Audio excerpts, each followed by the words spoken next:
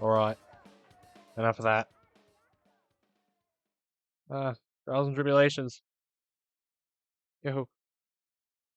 Alright.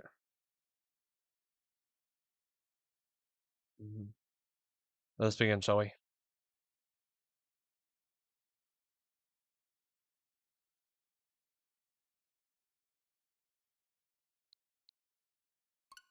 Oh, I am not ready.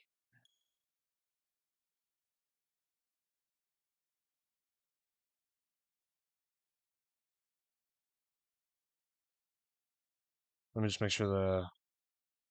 Yes. Last game.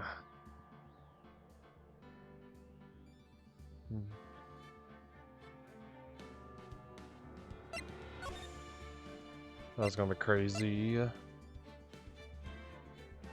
Let's begin.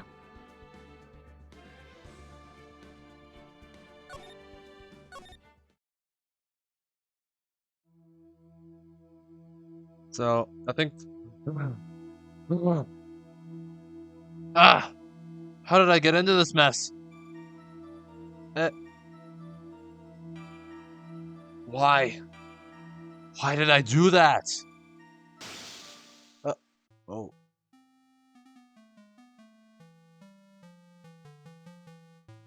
That girl. You shouldn't see her anymore. Hey, it's none of your business. I'm telling you for your sake. If you continue to see her, it's gonna be bad news. You're lying! Just listen to me. There's something you need to know about that girl. Stop it! Don't talk about her like that! Oh... Oh, shit.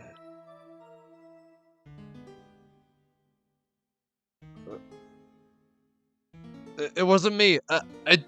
Didn't... I didn't do it.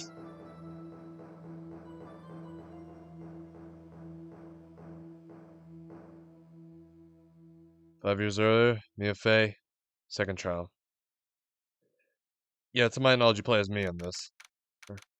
April 11th, 9:40 a.m. District Court, fan lobby number 3. It's finally time. I'm kind of nervous. Of course. Oh, Mr. Grossberg. Good morning. Oh, Mia, please calm yourself down. And I have not done voice acting for him in a while. You're going to get yourself arrested for suspicious behavior, you know. What are you talking about? I am relaxed, Mr. Grossberg. Look at me. I'm relaxed. Let go of my apples. You obviously haven't got the temperament to be a lawyer. I'm so sorry. It's just that I'm so nervous today. Oh, that's right. This is your first time in the big leagues, isn't it? Well, never you fear, my dear. I, Marvin Grossberg, am at your service. Actually, this is my second time in court. Still, you surprised me. What, with your earnest request last night? Let me handle this case, you suddenly said. And quite forcefully, too. I just found out yesterday. Well, about the case, I mean. What? And you've already learned all the relevant facts? Well, about that. You see, look, I mean, yeah, of course I have. I think. Oh, dear. In any case, don't let our client see you're so nervous. You see the poor young man in the pink sweater over there? That's our client. He wears a mask. Good morning, everybody. Good morning. Try to keep smiling, Mia. I just want to say, I'll give it all I got. Yeah, but it'll be fine, no problem. Oh my god, how sick is he? Jesus. Well, at this point in time. Like, what's the date? And... a duck swallow. Alright. Age 61. Alright, and to my knowledge, Phoenix is 24 in the first game. And it took place in 2016, so I'm guessing the year is 2013. That's what I'm guessing. Alright, my client, a third-year art student at Ivy University, currently has a cold. Duck Swallow, the victim, fourth-year pharmacology student at Ivy University. Delia Hawthorne, Phoenix Wright's girlfriend. Dated the victim Duck Swallow and up until 8 months ago. Her name is Duck Swallow, though. Oh, what's wrong? Do you have a cold or something? Mr. Rye? Mr. Rye. Actually, it's right. Like the Flying Brothers. People screw it up all the time. And yes, I have a cold. That's what this mask is for. My doc says this way I won't give it to anyone else. Be kind to others, he says. Right, Mr. Wright. You have nothing to fear in court today. If you are truly innocent, I promise I'll save you. Please, let go of my shut up. That's right. He's the one on trial, not you. He's the one who should be nervous. You need to stay strong for your client, Mia. My name is Mia Fey. I'm still pretty new at this lawyer thing. The first time I appeared in court was a year ago. But that trial traumatized me so badly, I thought I'd never set foot in another courtroom. Really? Actually?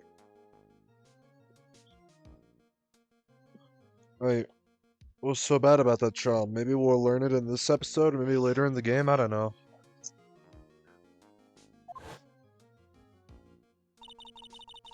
It's been 1 year since then, and well, here I am again. But this time I'm gonna win. Oh, did she lose that trial? Oh, I think she did. For my clients. And for myself.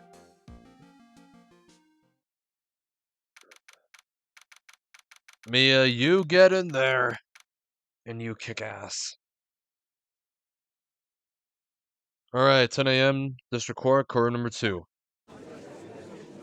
Let us begin. Wait, Winston...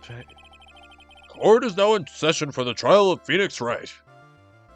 Never thought I'd be saying that again. The defense is ready, Your Honor. Oh, God. And he's wearing a green... He's wearing a green coat this time. Green suit. Sorry, okay. The prosecution is ready, Your Honor. The defense today is Miss Mia Fey, was it? Yes, Your Honor. Is there a problem? I was under the impression that Marvin Grossberg was to be leading the defense. Yes, well, you see, Mr. Grossberg had, a bit of an emergency. Emergency? But isn't that him standing there right next to you? Yes, well... You're just a rookie. Are you sure you can really handle this? Don't let him scare you, Mia. Give me your toughest look. Oh boy. Of course, Your Honor. I think... Well, Mr. Payne, your opening statement, please. Well, He had hair? Well. I can't believe a veteran like me has to spend his time babysitting a new defense lawyer. I think this is even further proof that he's really terrible at his job. Like, he has not known how to prosecute for years, so he says the rookie killer. Really? Like, come on, man. I can't believe a veteran like me has to spend his time babysitting a new lawyer. Don't worry, little girl, it'll all be over soon. What was that all about? Was he trying to trash talk me? Now then, I'd like to proceed with a summary of events on the day in question. The incident occurred on the campus of Ivy University. The murder victim was a student named Duck Swallow. He was a fourth-year student studying pharmacology. It sounds like he was a very bright young man. Yes, well, next we have a photo taken at the scene of the crime. Students discovered the scene shortly after the murder. They found the victim's body and the defendant, who had obviously bungled his getaway. Then they called the police. That certainly makes the defendant look very suspicious indeed. Very well. The court accepts this photo into the record as evidence. By the way, I can't quite tell the cause of death from this photo. Your reputation for sagacity is well earned, Your Honor. Sagacity. I've never heard that word before. It feels so weird seeing Payne like this, you know? Right? Green suit, and he actually has hair.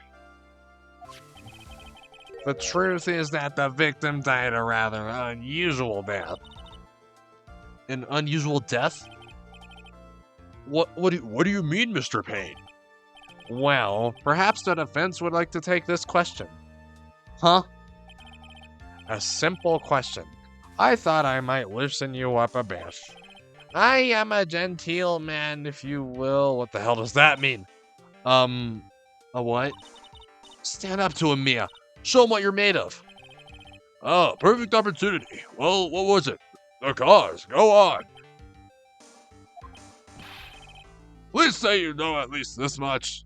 All right. Fatal electric shock on April 9th, 3 p.m. I'm so sorry. I didn't get a chance to read through the whole file. Ugh.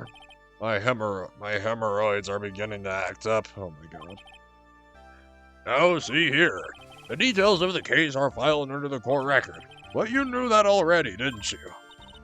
Ah, the court record. I think I can see that by pressing the R button. All of the weapons we need can be found in the court record. Take a good hard look at the data there and think carefully before you answer, my dear. Yes, sir. I'll do just that. I've got to stay calm. I can't let that prosecutor get the better of me. The court record. Okay, let's take a look. I just pressed the R button here. Now then, will the attorney for the defense please answer the question? Alright. How about we save the game? Okay, so there's also... I think this will also be a two-parter trial, I think. Will the attorney for the defense please answer the question? What was the cause of death? It was... hypothermia? Asphyxiation. Electrocution. According to the court record, it was a fatal electric shock. In other words, electrocution. Electrocution? But how could such a thing happen? Did the murderer use some type of new super powerful stun gun, perhaps?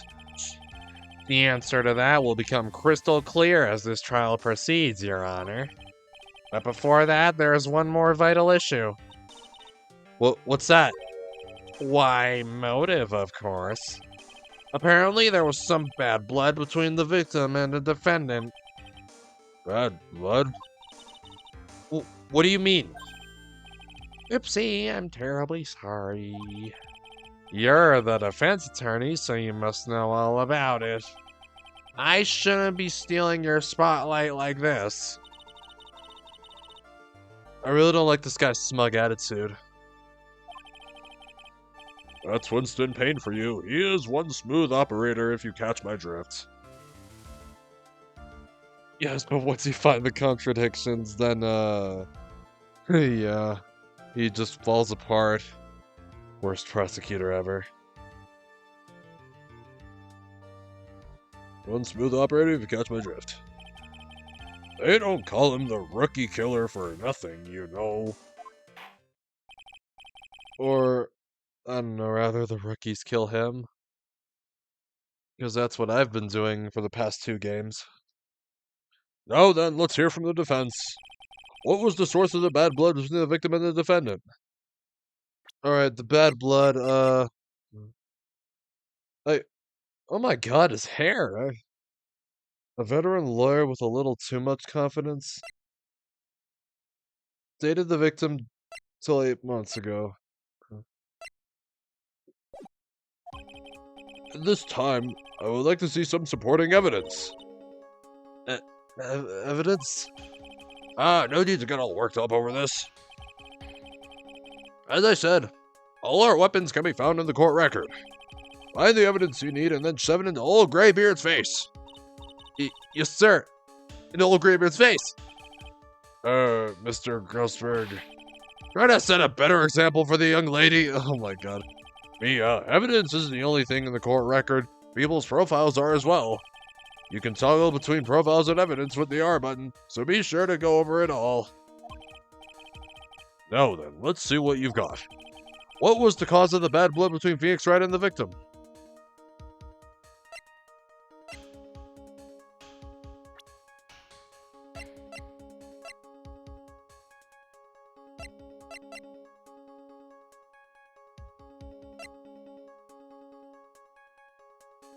I think it was Dahlia Hawthorne.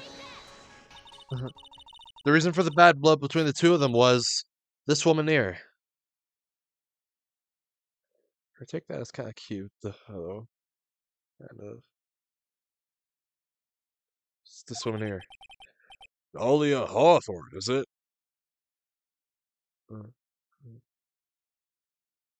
Now I'm being reminded of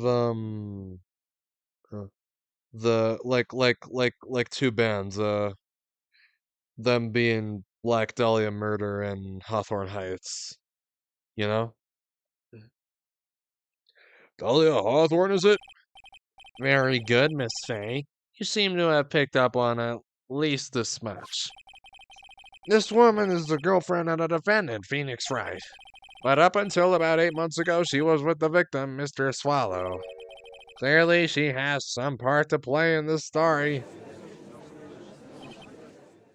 He's done it again. Before the cross-examination starts, he's already got the judge thinking like he wants. Very well, Mr. Payne, please call your first witness. If it pleases the court, the prosecution would like to call Mr. Phoenix Wright. What? The defendant himself? Well, Miss Fay?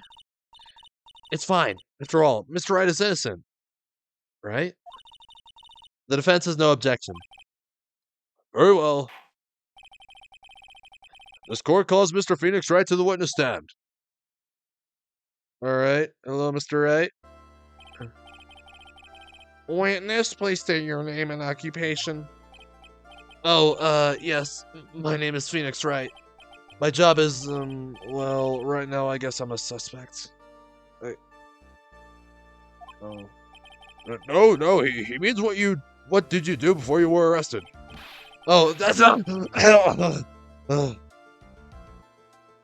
I was a university student. Mr. Wright, you understand that you are suspected in the death of... But I didn't do it! I'm innocent, I tell you! Dude, Phoenix, I didn't even have time to read all that, come on. In the death of Mr. Deck Swallow, I think he said... I'm innocent, I tell you! I'm telling you, I was... Would the defense please refrain from passing on his cold to the rest of us? Oh, let me repeat that. I think I said that wrong. Would the defendant please refrain from passing on his cold to the rest of us? It seems the witness has something he wants to say. Well then, Mr. Wright, please tell us about your relation to the victim. Right away, Your Honor. The victim and I. Alright, and different testimony and cross-examination music. I admit I was there. But I'm not a killer. All I did was find his body. I hardly knew the guy to begin with.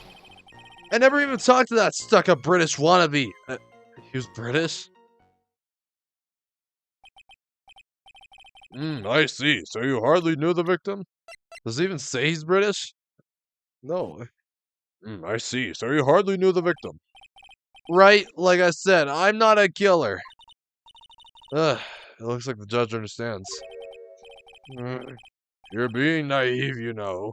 Too naive. Huh? I hate you.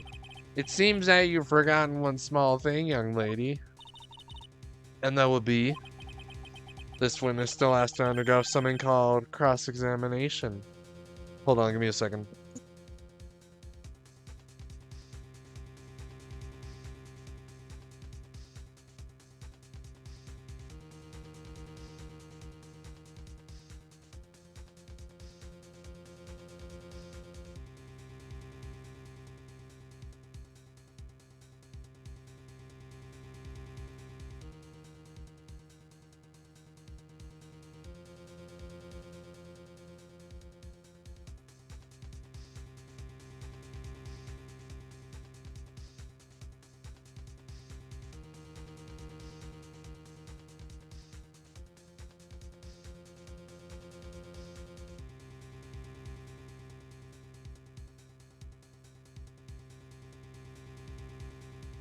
Alright, sorry for the delay.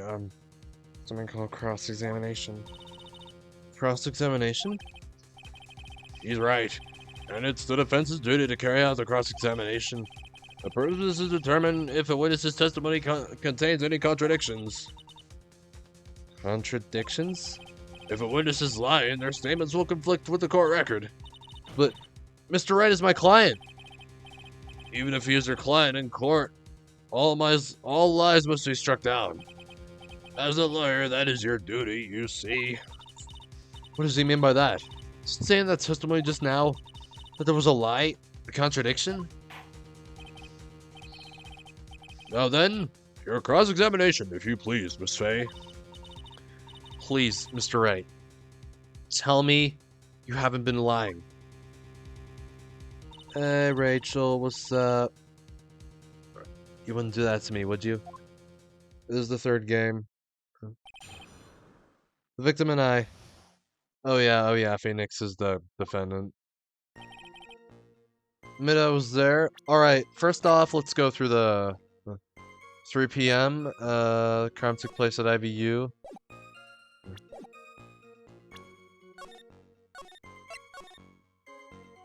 Third game. All he did was find his body. Hardly knew the guy.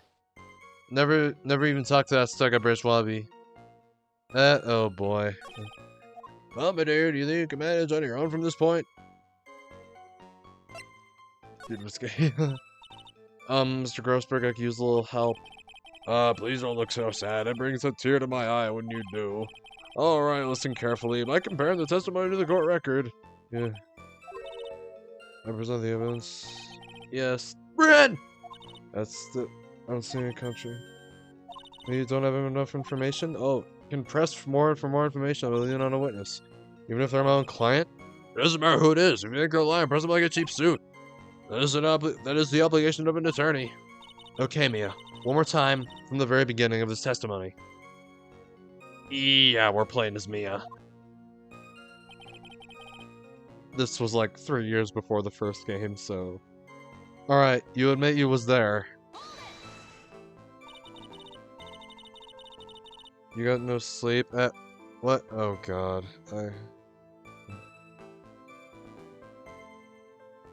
What happened?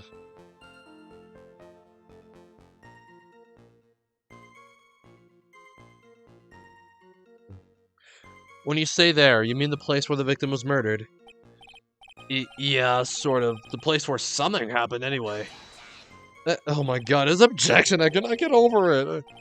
Something? You can't hide what happened. We have photographic evidence. Oh, right. I see.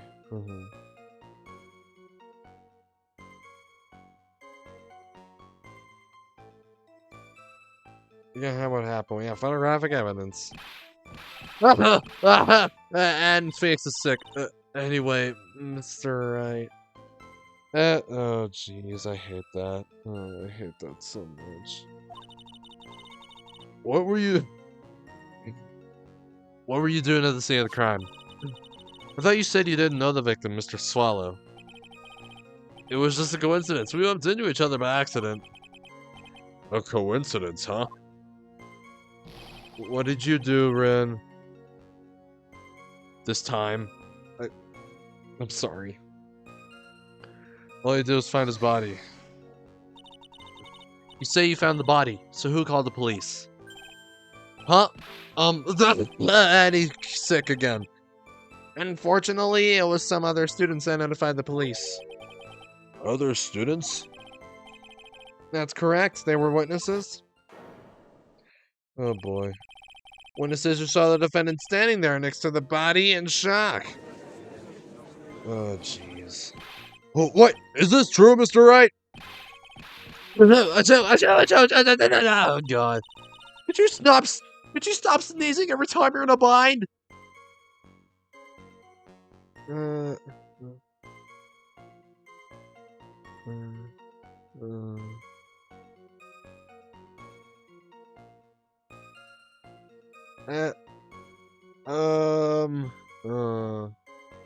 Well then. Well then. I don't know. Well, it's true that I was pretty shocked when I found the body. But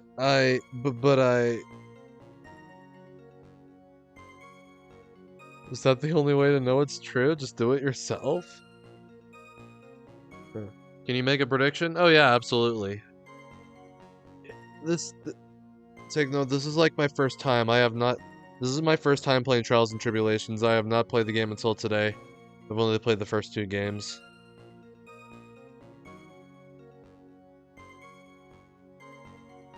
Hydrate? Thank you, Ren.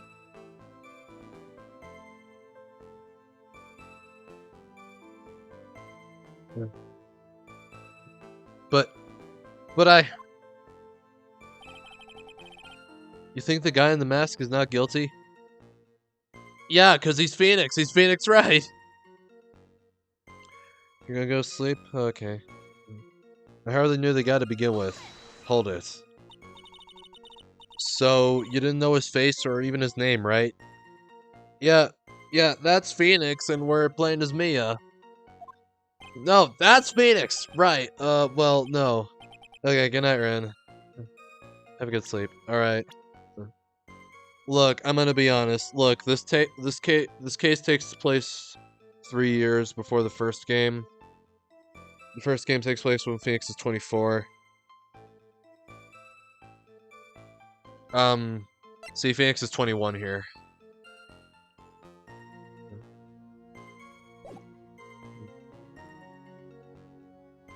Yeah.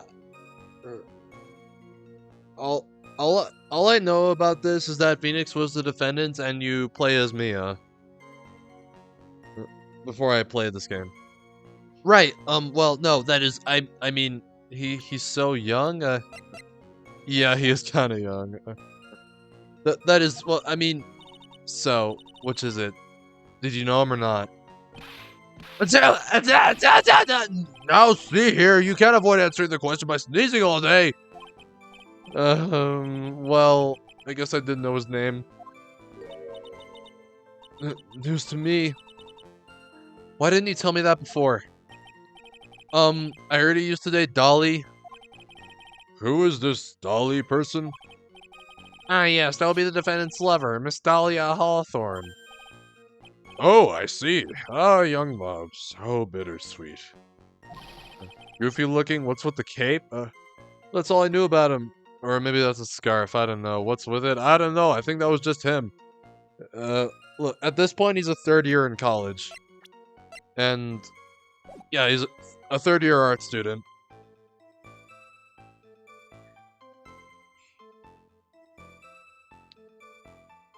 If this Phoenix... when he was younger, why did the judge look old in the... Oh, right. Why doesn't the judge change? Yeah, I don't know that either. But that's all I knew about him. I never even talked to that stuck-up British wannabe. Mr. Wright, you stated the following in your testimony. I hardly knew the guy to begin with. That's right. I mean, why would I even... But that doesn't sound right. If you hardly knew him, think he would change over the years? Looks same as the... Yeah, it's one of the weird things. It's to do with the judge. It's just, I don't know. Alright, if you hardly knew him, then why would you say that the victim was a stuck-up British wannabe? You look so proud, so happy about it. Yeah. Well, Mr. Wright? No, it wasn't me. I'm not a killer, I swear. Mr. Wright, I will give you an opportunity to revise your testimony. How is it that you knew the victim was, as you put it, a British wannabe? Now the judge is sus because never aged. Yeah, definitely. Yes, well... He was always walking around with a huge Union Jack on the back of his shirt. Union Jack? Union Jack? It's probably the crime photo. A Union Jack on the back of his shirt? And on top of that, a huge Union Jack.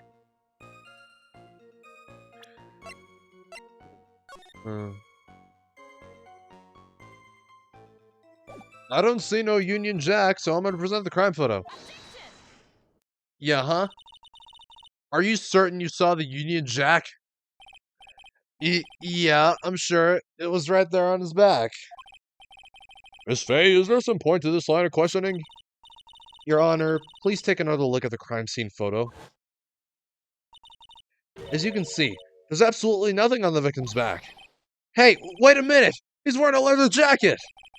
The Union Jack was on the back of the t-shirt he was wearing. I was under the impression that he accidentally came across the body. But if that was really the case, then you wouldn't know that, would you? You have no idea at all what he was wearing underneath that jacket. Mr. Wright, you've been lying to me. Please forgive me. Mia, you made our client cry. Let him. He on his chest doesn't stand for Phoenix anyways.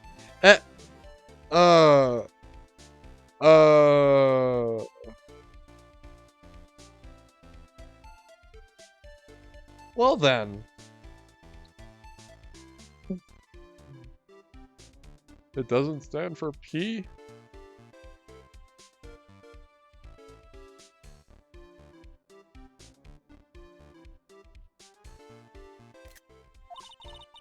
I can't believe I trusted him. Mr. Wright was all wrong. That was an impressive bit of cross-examination. Thank you for uncovering the defendant's lies for me. It's quite clear that this man did not simply stumble upon the scene of the crime. Okay, alright. Don't abandon me. Uh-oh. Did I go too far? By the way, Mr. Wright, you seem to have a rather bad cold. Have you taken any medicine for it?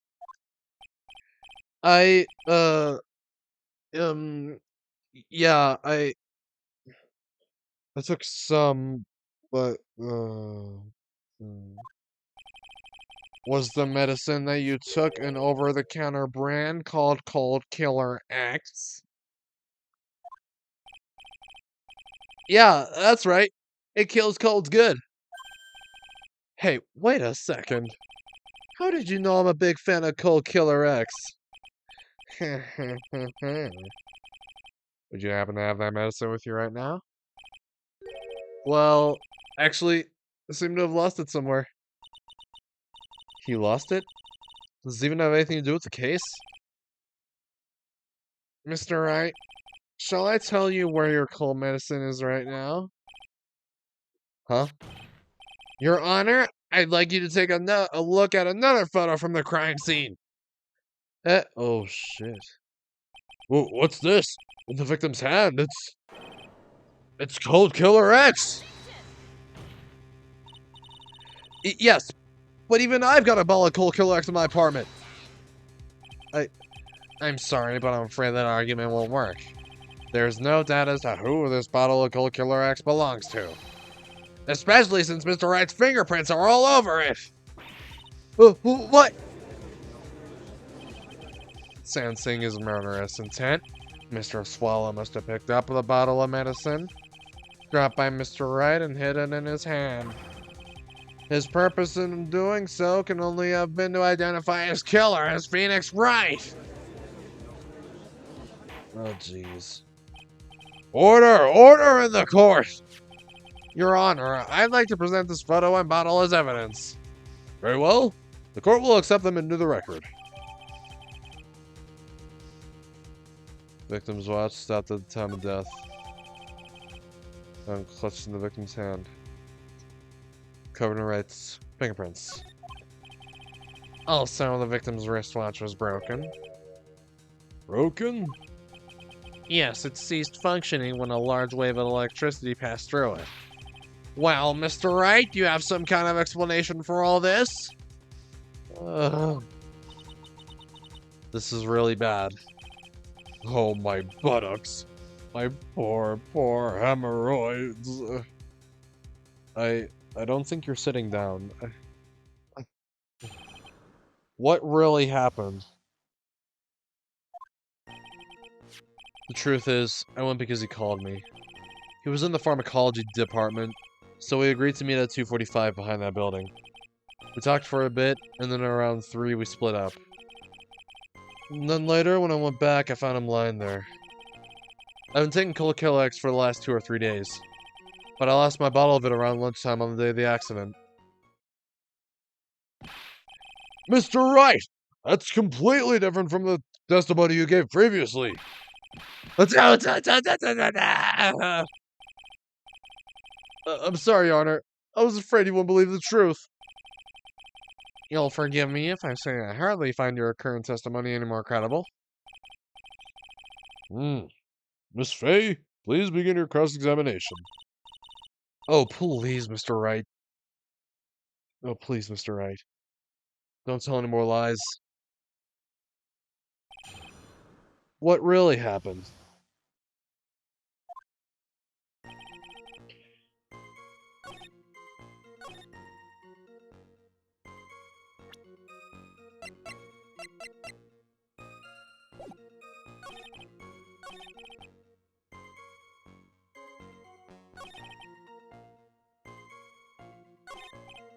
Well, Mia? I don't know. I can't seem to find any contradictions. Boy isn't exactly what I call a natural-born liar, you know. But still, we can't have him continue this foul nonsense. I know, but what can I do? Well, I'm certain he must still be hiding something. Information! Right now, it's information we need more than anything else.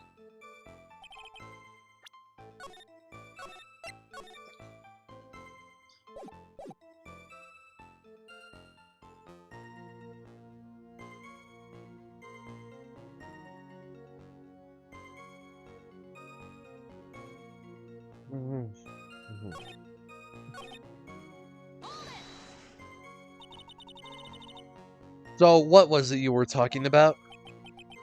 You know, maybe we should hang out again sometime. Hang out again sometime? I wish that were true.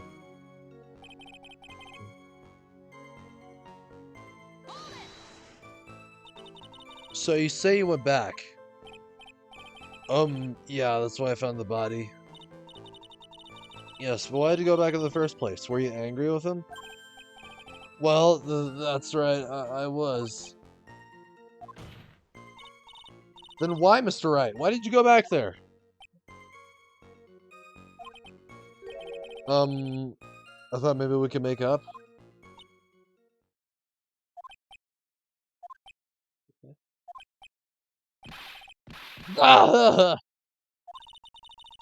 Judging by the atmosphere, I'm pretty sure no one is buying this.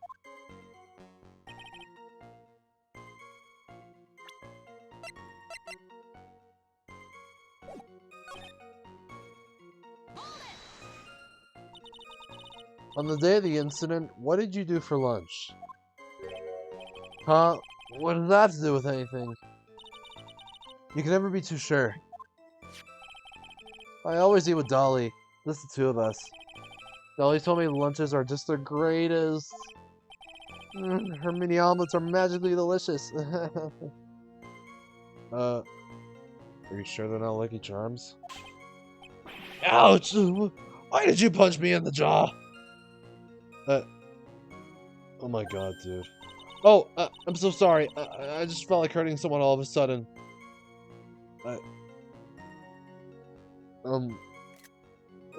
That's too real. Well, Mia? I don't know.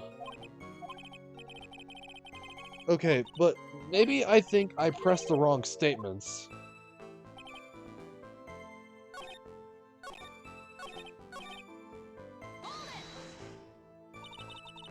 Had you ever met the victim before then? No, never. But that day he called me up and told me he wanted to talk about Dolly. And this Dolly person is... My, it's kind of embarrassing. She's my, sweetheart. What was that for, Mia? Oh, I'm so sorry. I just felt like slapping something all of a sudden. Oh my god. Dahlia Hawthorne was also the lover of the murder victim, Duck Swallow. Before she met Mr. Wright, that is. So it was one of those nasty love triangles, I see.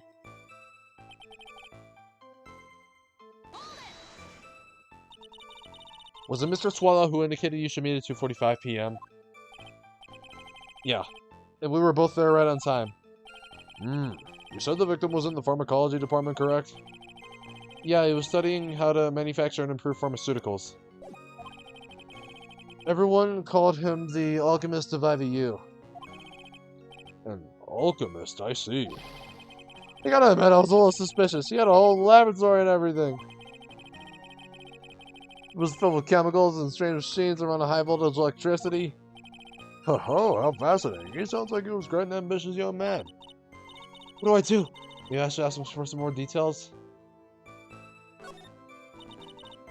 So you are absolutely certain that you met at 2:45 p.m.? Yeah, pretty sure. That's the time class ends. But they're always doing experiments, so it doesn't matter much. Experiments? Yeah, those pharmacology guys are always in the lab whipping up something. Well, looks like he's right about the time anyway. Witness, let's go on with your testimony.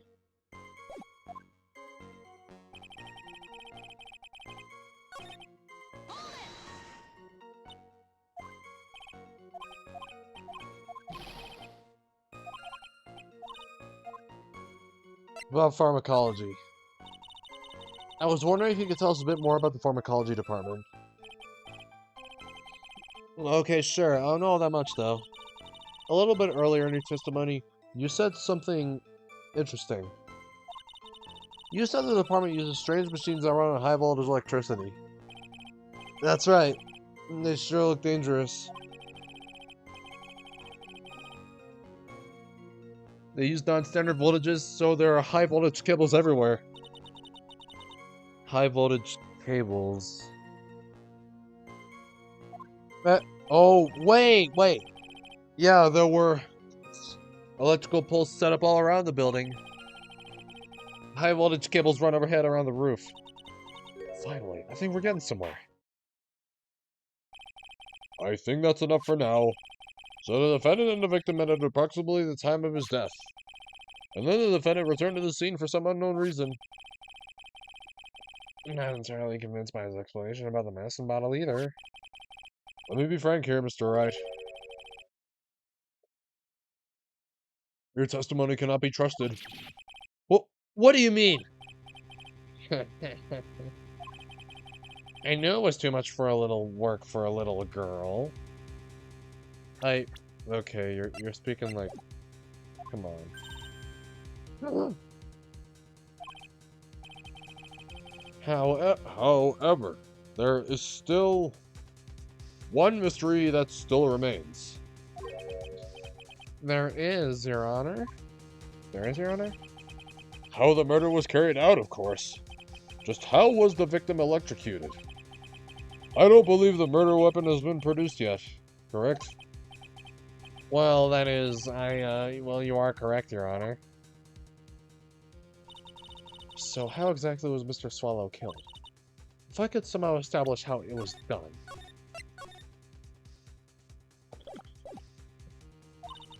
Maybe I could still come out of this mess smelling like a rose.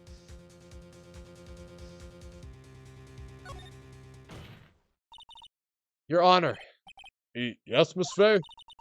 I believe that if we were to piece together everything we've heard up until now, we should be able to solve this mystery of how Mr. Swallow died. That would be most impressive. Quite the brass statement coming from a rookie. And even a beginner like you must understand the basic rules of the court, yes? An attorney must be able to substantiate arguments with evidence! Of course I know that! Actually, I totally forgot about that. Oh, come on. Now then, Miss Fay, let me see what you've got. Show me how you believe the victim was electrocuted. It was right here. Take that. As for the cause of death, I'd say this picture captures it quite well. Whoa, what? But there is nothing that even remotely resembles a murder weapon here. I'm afraid the defense is going to have to explain this in a bit more detail. Miss Fay, where exactly in the photo is this murder weapon?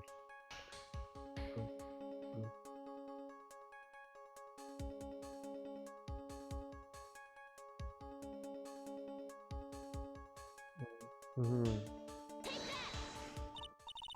Well, naturally, it's right here. That's... What is that?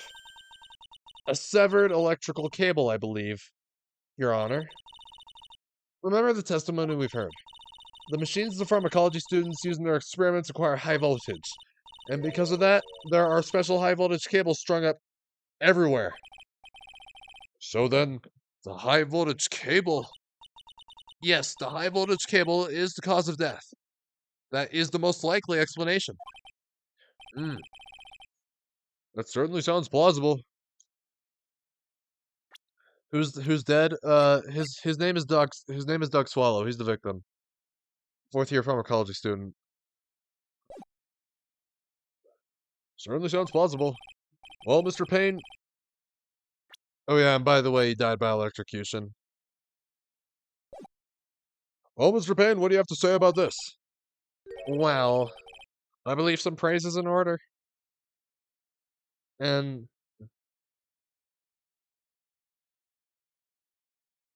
by the way, yeah, Mr. Payne has hair, and now he's masturbating with it.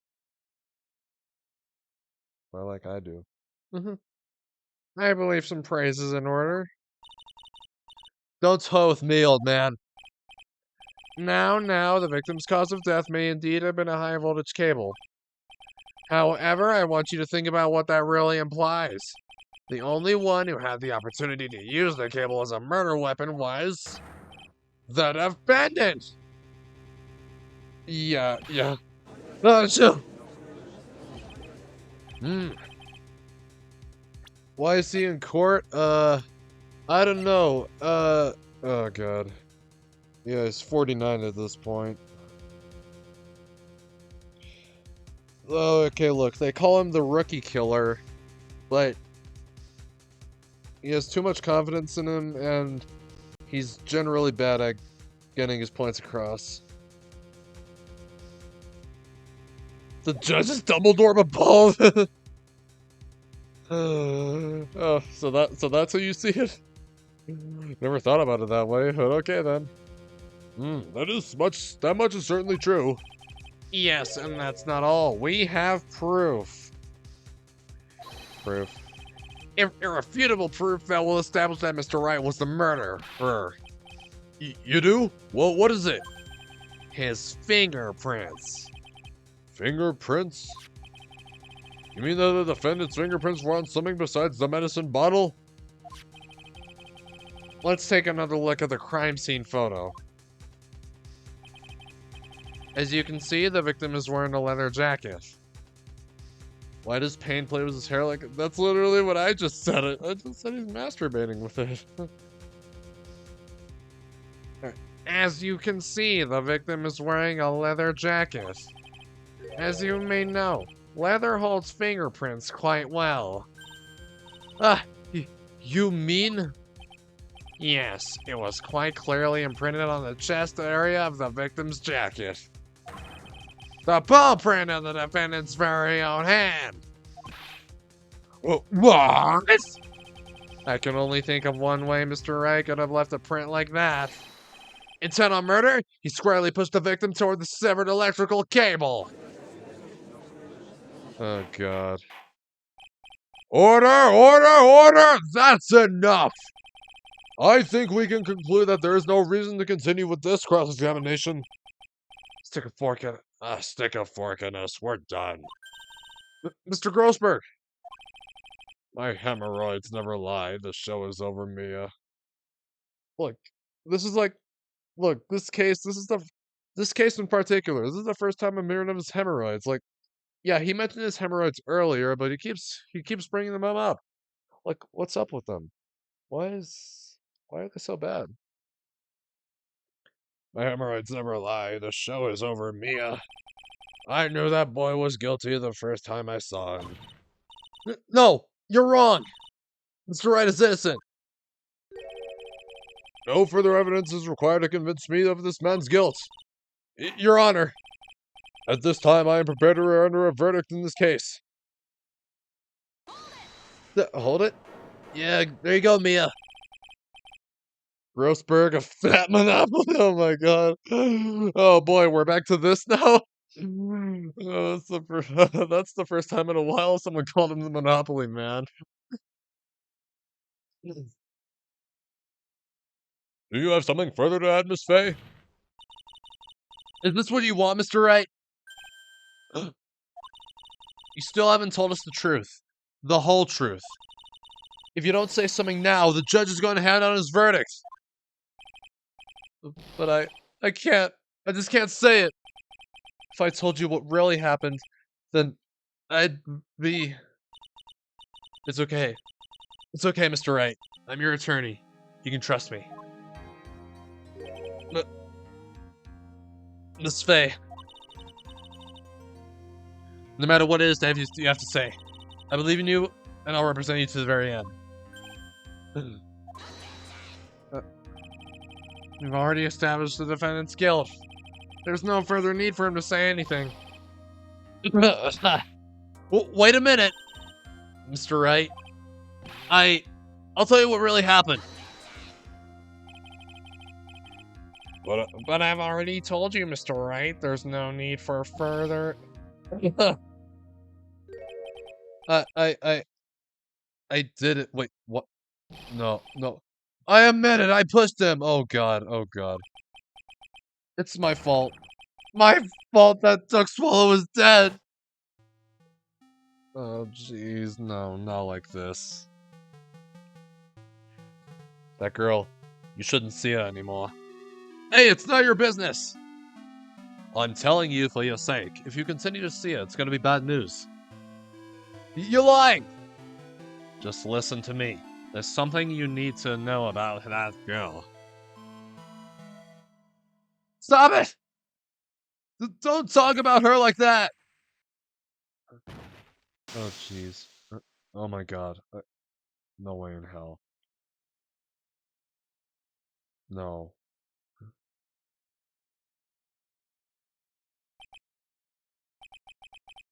What you just said, was that the truth? Okay.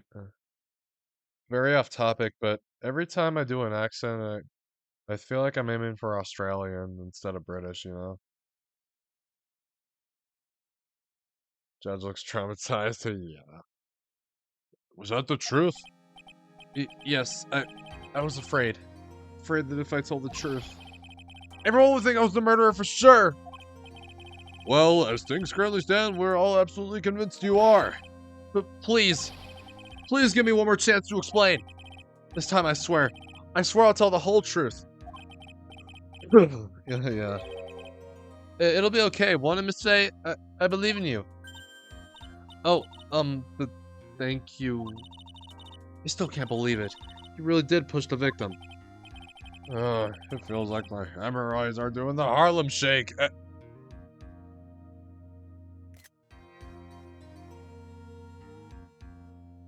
So apparently the Harlem Shake was a thing in like 2007.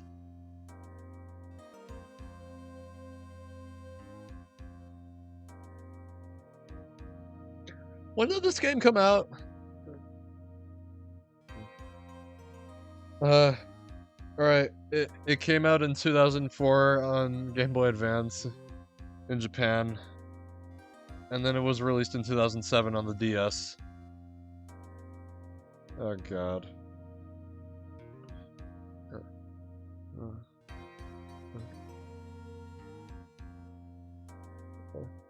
But seriously, remember that meme? Don't you? That was like my favorite meme back then.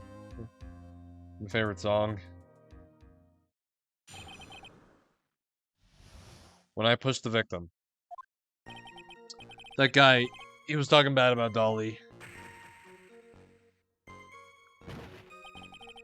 I lost my temper and gave him a shove. At that moment, I heard some kind of loud noise. A little while after I left, I started to get worried. So I went back, but he was just lying there, dead. And how do I go about this? Well, the explanation is really quite simple. When you pushed him, Mr. Swallow flew back and touched the electrical cable. He died from the shock, and that, as they say, is that. A simple explanation indeed. At the time of the incident, a light rain had been falling. Wet from the rain, the victim was more easily electrocuted. But when I pushed him, there weren't any electrical cables nearby. If there had been something like that, even I would have noticed it. That's true. Even a doofus like him couldn't miss that.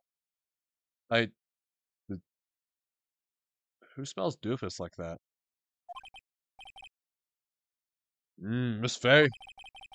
Let me warn you right now, if your cross-examination doesn't yield any new facts, I intend to deliver my verdict without further delay. Are we clear on that? Yes, Your Honor. Don't give up, Mia. If he is innocent, there must be some kind of evidence somewhere that will prove it. When all I pushed the victim.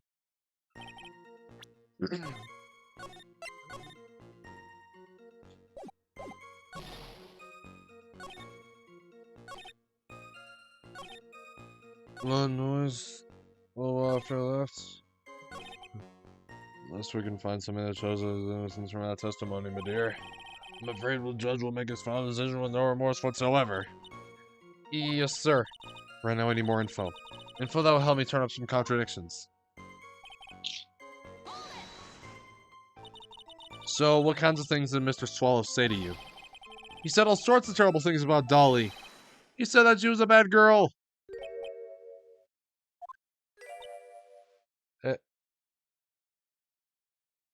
Okay. That bit of audio, that last one right there, it felt a little compressed. Whatever. That felt even more compressed. They kept the original DS quality, did they? Is that all? Yep. Well, Miss Faye, you have heard him yourself. Oh boy, you're not doing yourself any favors here, Mr. Wright. Please don't make this hard for me than it already is. Anyway, after you said that, I just did this.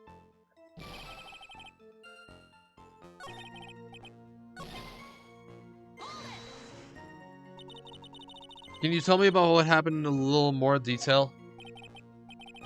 Trying to talk to a dog with that bad girl thing. No, bad girl, bad girl. That guy he just said what he wanted to say to me. And then he put on the jacket he was holding and started to leave. That's when I lost my temper and flew into a furious frenzy. I just gave him a light, gentle shove to the chest. And when you did that, there was no severed cable anywhere to be seen? Right. There was nothing like that at all. But it is possible that you merely overlooked it. Well, I guess it's possible. What are you doing? Don't let that guy steamroll you like cheap asphalt. I believe what's important here is the moment to push a card. Let's continue on with the testimony witness.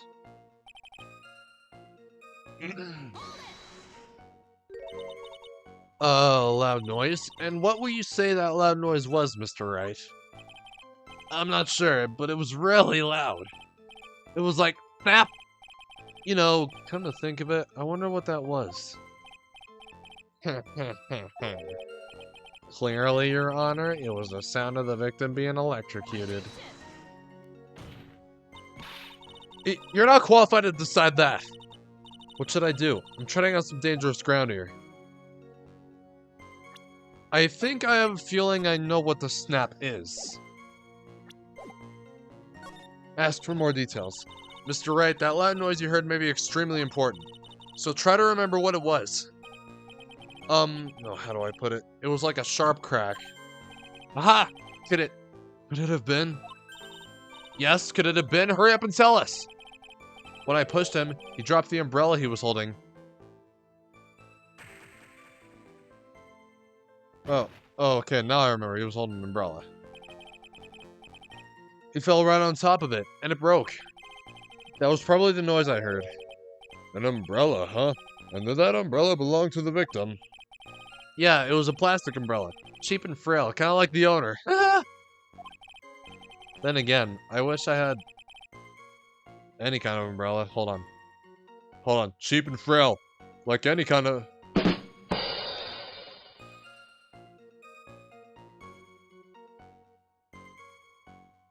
Yeah, I completely forgot what the joke was. I'm sorry. That was horribly timed.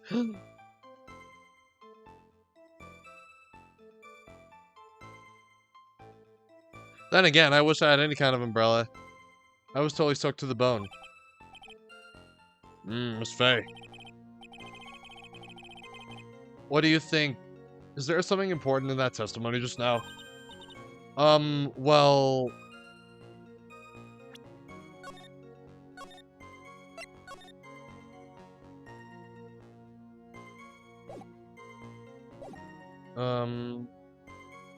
Let's say, of course it's important. Let's say the umbrella... Yeah. This is it, Mia. The new information you've been waiting for. Of course it's important. No, this cheap umbrella is more than important. It's vital. I want to officially have it in the testimony. Ha! How perfectly fitting. Flimsy information for a flimsy liar. The court agrees to the defense's request. Witness, please add the bit about the cheap umbrella to your testimony. After I shoved him, he fell down on top of his cheap umbrella.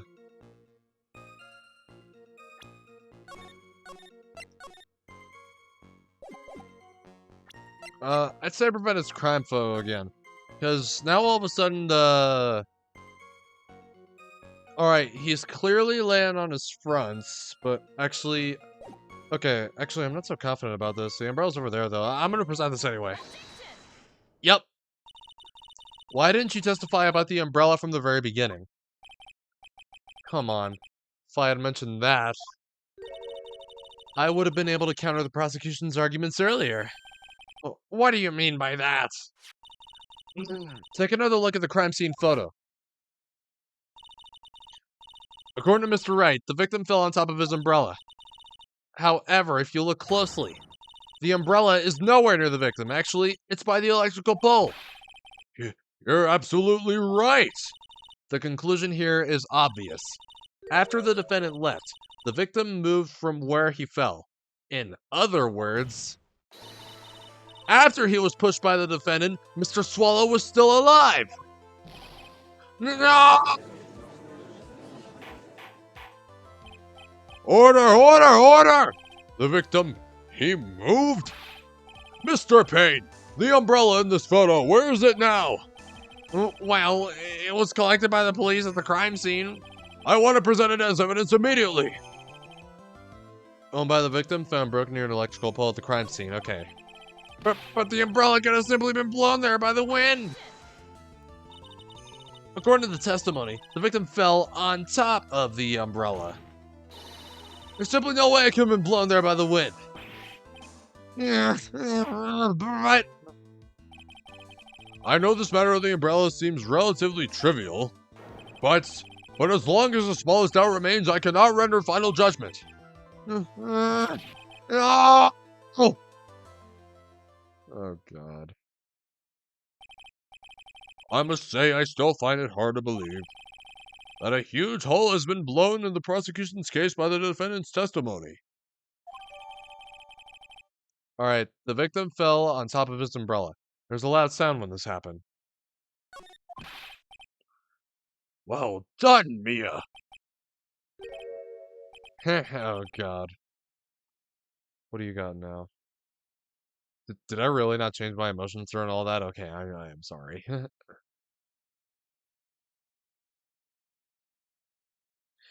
Oh, God. What's now? Mr. Payne, what are you chuckling about? pardon me, Your Honor. It seems I was expecting too much of a free ride. It was foolish to think I could establish guilt through cross-examination alone. I'm afraid I don't follow what you're saying. Oh, God. Let me guess. You have another witness. Exactly. And this witness's testimony will be incontrovertible. Well, who is this witness? Miss Dahlia Hawthorne. Dahlia Hawthorne? You don't mean Dolly? I do, Your Honor. The defendant's very own lover is a witness to the whole thing. That's right. She was at the scene of the crime when the murder took place. What? I'm sorry to break the bad news to you, my dear. Oh, God. Bad news? You can't be more wrong. There's my girl. Actually, I've been waiting for this. Okay, sorry. I had to say it like Akihiko. I had to. Come on. You can't be serious. Mia, what do you mean by that? I think this is a good point for us to stop at, or we'll now enter a 20-minute recess. Afterwards, we will listen to the testimony of Miss Dahlia Hawthorne.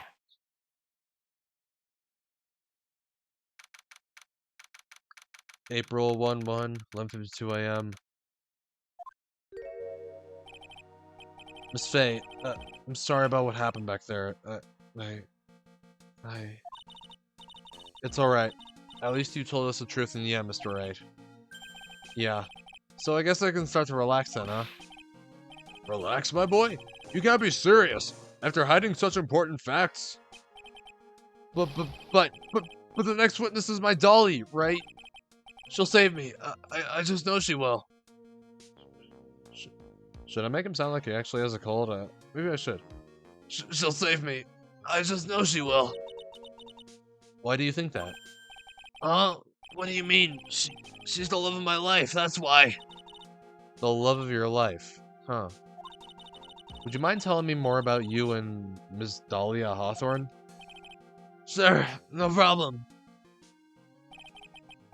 Dolly and we first met about 8 months ago, right here in this very courthouse.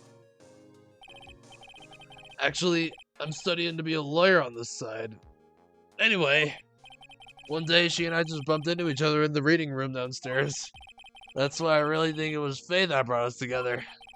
As soon as I first set eyes on her, I knew she was the one for me. If Dolly was at the actual crime scene, wouldn't she be mentioned? Well, I don't know. Maybe, I don't know, I guess we'll have to hear her testimony. I knew she was the one for me. Oh, here, take a look at this. She gave this to me the day we met as a symbol of our love. She had been wearing it around her neck that day, but then she took it off, but before she gave it to me, she said, I want you to carry this. So she gave it to you as a present, I see. This darling little bottle is filled with memories of my darling little Dolly.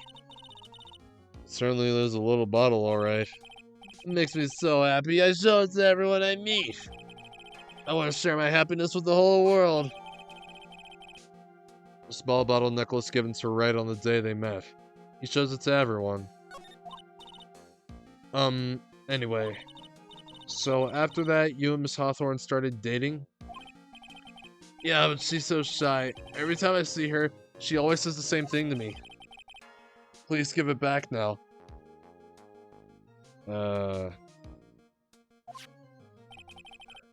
What a strange girl, asking for a present back like that. By the way, Mr. Wright, the day you first met Dahlia Hawthorne 8 months ago, it wouldn't happen to have been on August 27th, would it? Huh? Yeah, it was, but how did you... Wait. August 27th... Wait, is that the day of Mia's first trial? Make up a story that he stole it? I don't know, we'll see. This happened on August 27th, right here in this courthouse. What's this, newspaper clipping? Well, let's see, murder in the courthouse. Murder? What are you reading there? Let me see that. Oh, I see. Mia, I think I understand what you're trying to say. And I think I understand why you suddenly took such a keen interest in this case. You believe there's some connection between these two cases, am I correct? Checking DMs? Okay. We'll take your time. An article from August 28th, almost 8 months ago. I hope you don't mind, Mr. Grossberg. I need to finish this myself. Ah, yes, but I'm afraid what you have will not be enough, my dear. I'll go and have a look in the downstairs reading room and see what else I can find. Thank you. I want to do whatever I can to be of help to you, Mia. Well, it looks like recess is about over. We better all get moving. I guess so. That recess sure seemed longer than 20 minutes, though.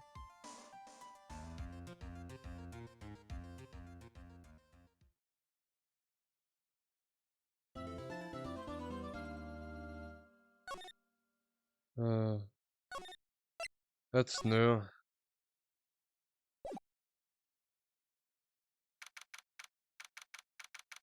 Alright, 12:13 p.m.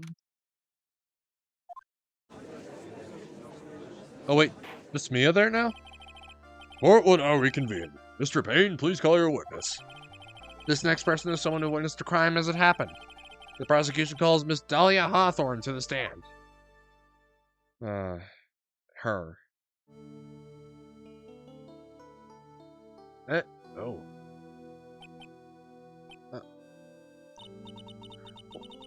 What's with this stiff silence? Sometimes quiet is violent. In my long career as a judge, I have been deceived by many witnesses. How long have you been judged at this point? It is my job to doubt, to take no one at their word. But in your case, I must admit that you radiate a glow of complete sincerity. I can't believe you actually said that! He really is dumb, isn't he? Oh, now then, witness, could you please state your full name? Don't worry, sweetie, there's no need to be nervous. If anyone says anything rude, you can be sure I'll cut them right down to size. And I will bash them with my gavel. I love how they look straight at me when they say that. Oh god, I think this will go well, I think. And... oh god, I think they are. Well then...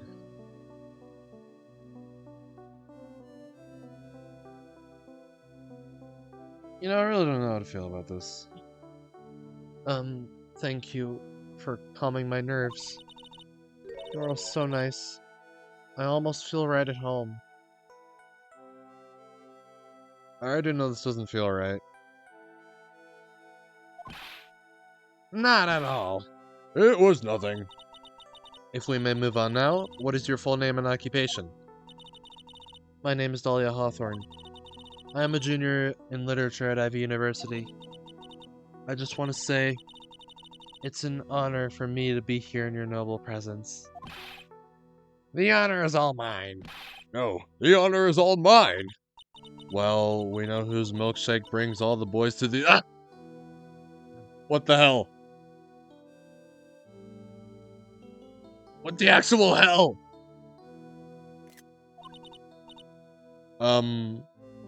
Sir? Is there something I can help you with? You just go on and say whatever is on your mind. I'm sure that there must be some kind of mistake. Feeny wouldn't kill anyone. I just know it. Mia has bigger... Okay, yeah. Yeah. But I think the case with Dahlia is just her in general. Just Dahlia. Feeny wouldn't kill anyone. I just know it. Ah, yes, I can see why you would say that. She's gonna be a tough witness, alright. If it only took her 12 seconds to wrap them all around her little finger. Yeah, it's like April, May all over again. Now then, please proceed with your testimony. Let's hear about what you witnessed on the day of the incident, if you please. What I witnessed. I'm planning to go back to Feeney's place after class was over. Feeney and Dougie. They were talking behind the building. Then suddenly, Dougie got all wobbly and just collapsed. Oh wait. That's when Feeney noticed that I was there. I went to go and find some other students and they called the authorities. I think I have already found something faulty in there. I don't know what to say. According to you, Miss Hawthorne, the defendant didn't do anything wrong. Oh boy. Young lady, as old as I am, even I recall how hot the flames of young passion can burn. Don't get any ideas. Please don't. Nevertheless, it is my job to discover the truth. Please, tell us the truth. But, I would never. That's more than enough, witness. I won't allow this to continue. What do you mean by that? Please, just let me proceed with my cross-examination, Your Honor. I, for one, don't plan to win my case on a bunch of paper-thin lies. You haven't changed a bit. Mia Fey. Oh. What's this? So, you two are Acquainted? Yes, we have met before. Once.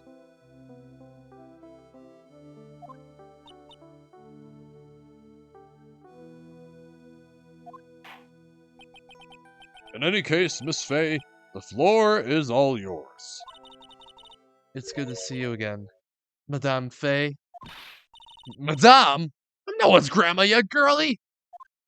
She's not. What I witnessed.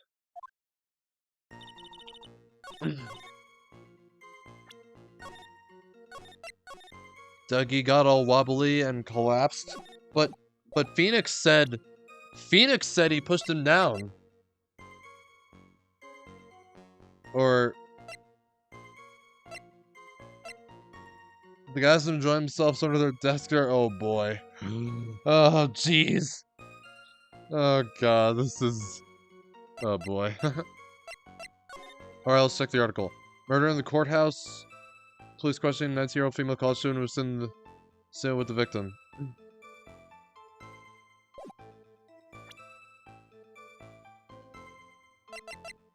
Not so confident. Wrong. The witness testimony just now is clearly contradictory, Your Honor. It could be. It has to be right. I knew it. However, your evidence doesn't show whatever contradiction you think you see. We're loading. Dougie got all wobbly.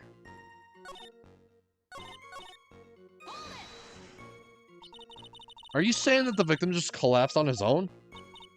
Yes. In other words, the defendant never touched the victim. Is that right? I was watching the whole time. Feeney never did a thing to Dougie. If I press her for no good reason, I just know the judge will get angry with me. So what should I do about her testimony just now?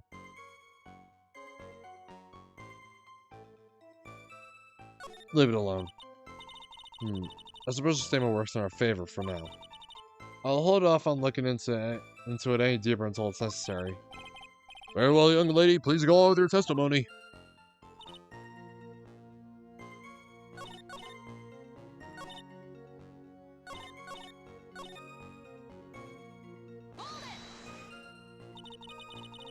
And what did Mr. Wright say when he saw you? I'm sorry.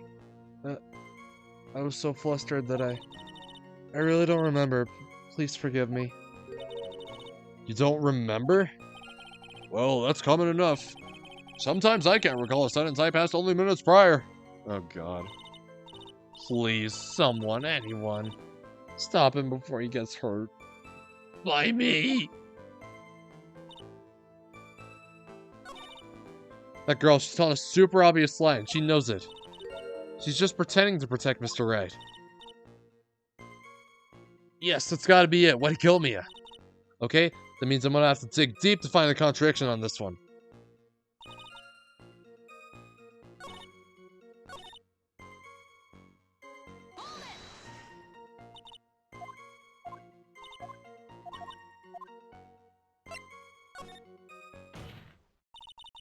Feeble lies are not very becoming, Miss Hawthorne.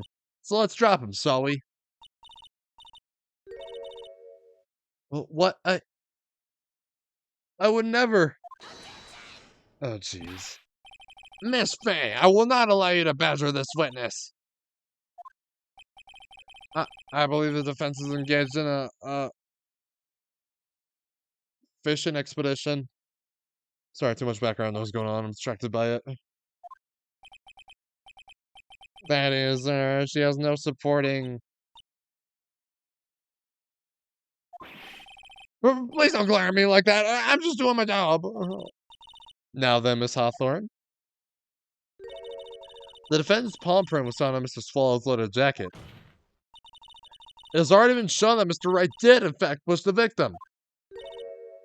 What? There's no need to try to cover for the defendant. It would be much better if you came out and told us the whole truth. There's nothing to worry about, young lady. Just tell us everything that you saw. Yes, Your Honor. I will. If you don't mind, I'd like to revise my testimony. Looks like we're finally getting somewhere.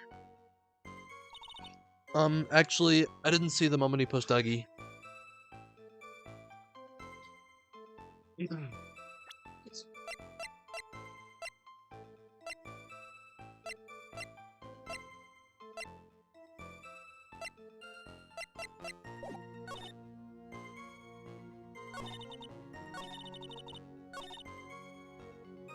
You didn't see it? You didn't see it? Well, I saw the moment when Dougie fell to the ground. And at that time, there was only the two of them at the scene. The defendant, Phoenix Wright, and the victim, Doug Swallow. Yes, that's right.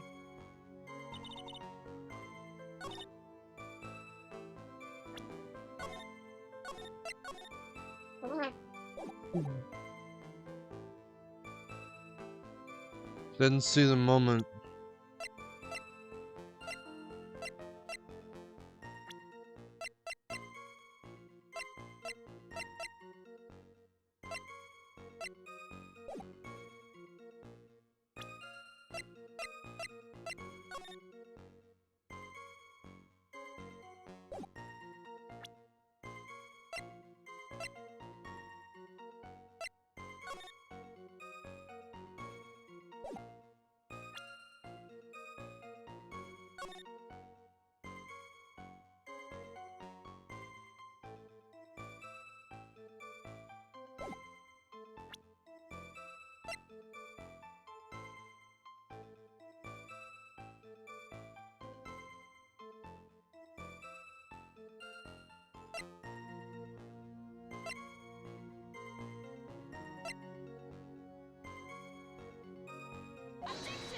No.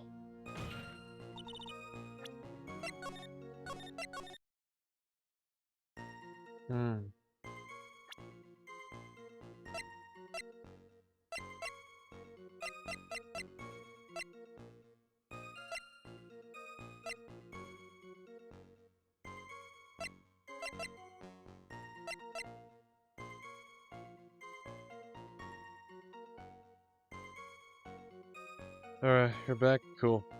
Alright,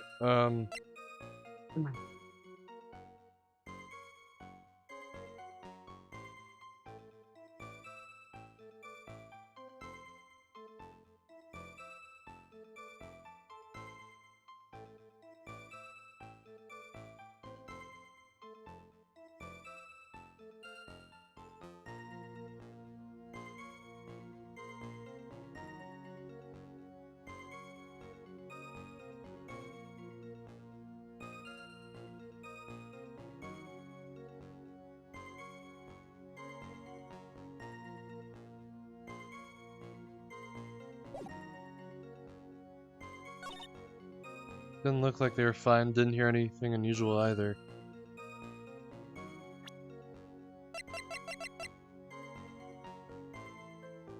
The victim. Definitely could have heard something. You say you didn't hear anything unusual. Is that correct? Yes. That's why I was very relaxed, looking at the scenery around me. That's nice, but I find that just a little odd. I have here the testimony of your boyfriend, Mr. Phoenix, right? Okay, that sounds like I'm talking to Phoenix. Okay, okay, let me say that again. I have here the testimony of your boyfriend, Mr. Phoenix, right? Split second of the color picture of the umbrella guy. Harry Osborn? I haven't played through much Spider-Man.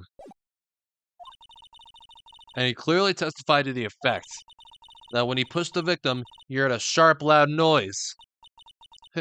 He said that? If you were really that close to the two of them, why didn't you hear this noise as well? Well, maybe the noise wasn't all that memorable. But according to Mr. Wright's testimony, it was a sharp noise like a snap. There's no way a noise like that could fail to make an impression. Ah! May I have a moment to answer? By all means. I know the reason why I didn't hear the noise. You see, the truth is, I had my headphones on, and I was listening to music at the time. Headphones? You mean that both of your ears were covered? The rain was just beginning to let up, but it seemed as though Thor wasn't ready for his fun to come to an end yet. So the sky continued to flash and rumble. Thunder and lightning, huh? Very, very frightening. Yes, I'm afraid of the sound of thunder. So I put my headphones on to block it out. Well, Your Honor, as you can see, there weren't any contradictions in her testimony after all. Wait a sec, Mia. That testimony just now. She said something that could totally change this whole case.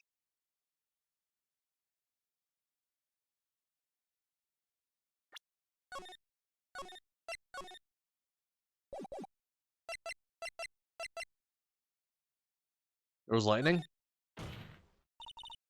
Your Honor, there's a problem with the witness's testimony. What do you mean? Didn't you notice? She said there was lightning, correct? Yes, what about it? Well, lightning is actually a large discharge of electricity in the atmosphere, am I right? Now's not the time for a science lesson, Miss Faye. Yes, Your Honor. Anyway, since the cause of death was electrocution. Is it possible that the victim died from being hit by a bolt of lightning? Oh, ow! Wait, did I get it right? I must admit that the thought had not occurred to me. Just what kind of thoughts do occur to this guy anyway? This entire case is built on the premise that Mr. Doug Swallow was murdered. But that very premise itself is mistaken. The defense believes that Mr. Swallow was, in fact, the victim of a stray bullet. It appears the defense may be onto something. Could it be that the death was actually accidental? Alright, you did it, Mia. I'll be taking that not guilty now if you don't... Oh my god, I hate you so much. You are the worst prosecutor ever, Mr. Payne. I'm hurt that you have such a low opinion of me, Miss Faye. Huh? I'm not a fool, you know. The prosecution has done its research, Your Honor. We found that there were no lightning strikes on that day at that location. What?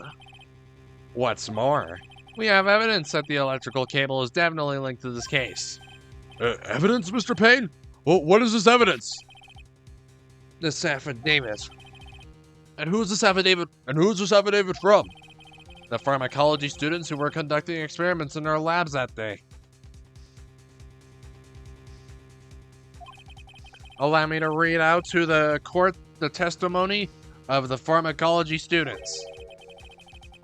All equipment in the labs lost power all of a sudden at around 3 p.m. that day. Was it a blackout? All the lab's equipment runs on high voltage, Your Honor. So you're saying the equipment lost power because... Precisely. They lost power because of the severed electrical cable. The power outage occurred at approximately 3 p.m. Which fits with the time of death listed in the autopsy report.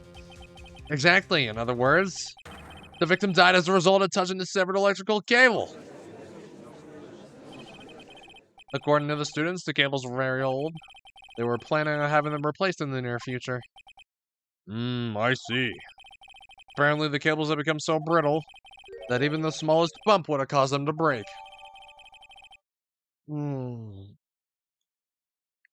Alright. The old power cable broke due to some sort of impact on April 9th, 2:55 p.m. However, there is one thing that troubles me. If the cable could have been broken by any small bump, then it wouldn't have snapped if it hadn't been bumped into, correct? Well, I suppose you could say that. Miss Faye, do you have any thoughts regarding the cause of the severed cable? Your Honor, I don't like how this is looking one bit. I have to come up with something to try and regain some momentum.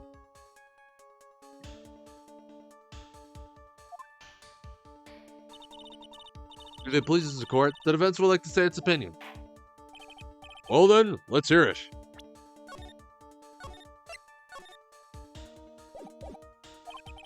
Who or what was it that caused the cable to break?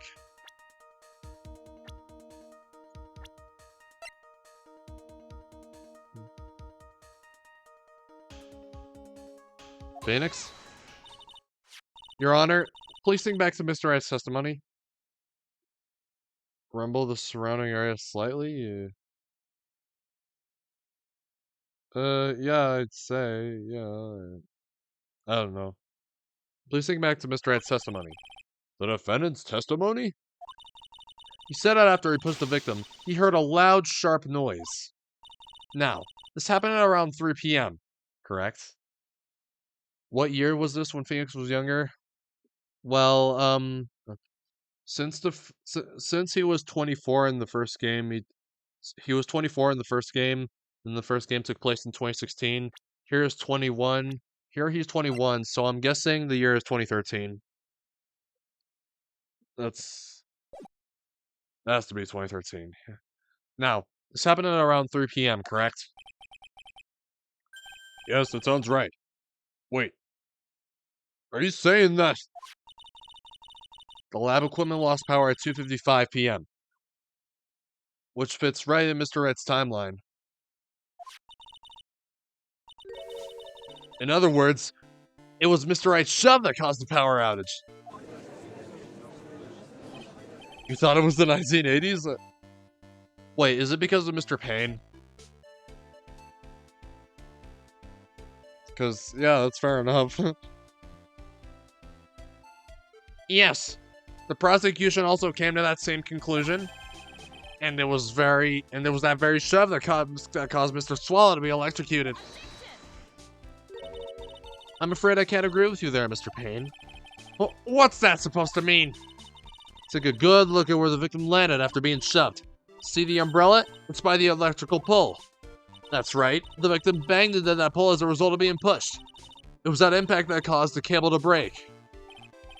Well, that makes sense, and then the victim was electrocuted. I'm sorry, Your Honor, but no, it doesn't make sense at all. If the victim was shoved into the far pole, then he couldn't have been electrocuted by the severed cable in the foreground here. Ah! In other words, someone other than my client must have electrocuted the victim. Order! Order in the court! Ah, the lamentations of my enemy. How I have longed to hear them. It's true. The defense is absolutely correct. There doesn't seem to be any way the defendant could have done it. Mr. Judge, sir? May I say something? The Madame Attorney's explanation. She said some things that are a little different than I remember them. What the? Please, just once more. May I please testify one last time? Please, Mr. Judge. Of course it's all right. Just go right ahead and give your new testimony. This is it. She's finally starting to show her true colors. It's her. It was her.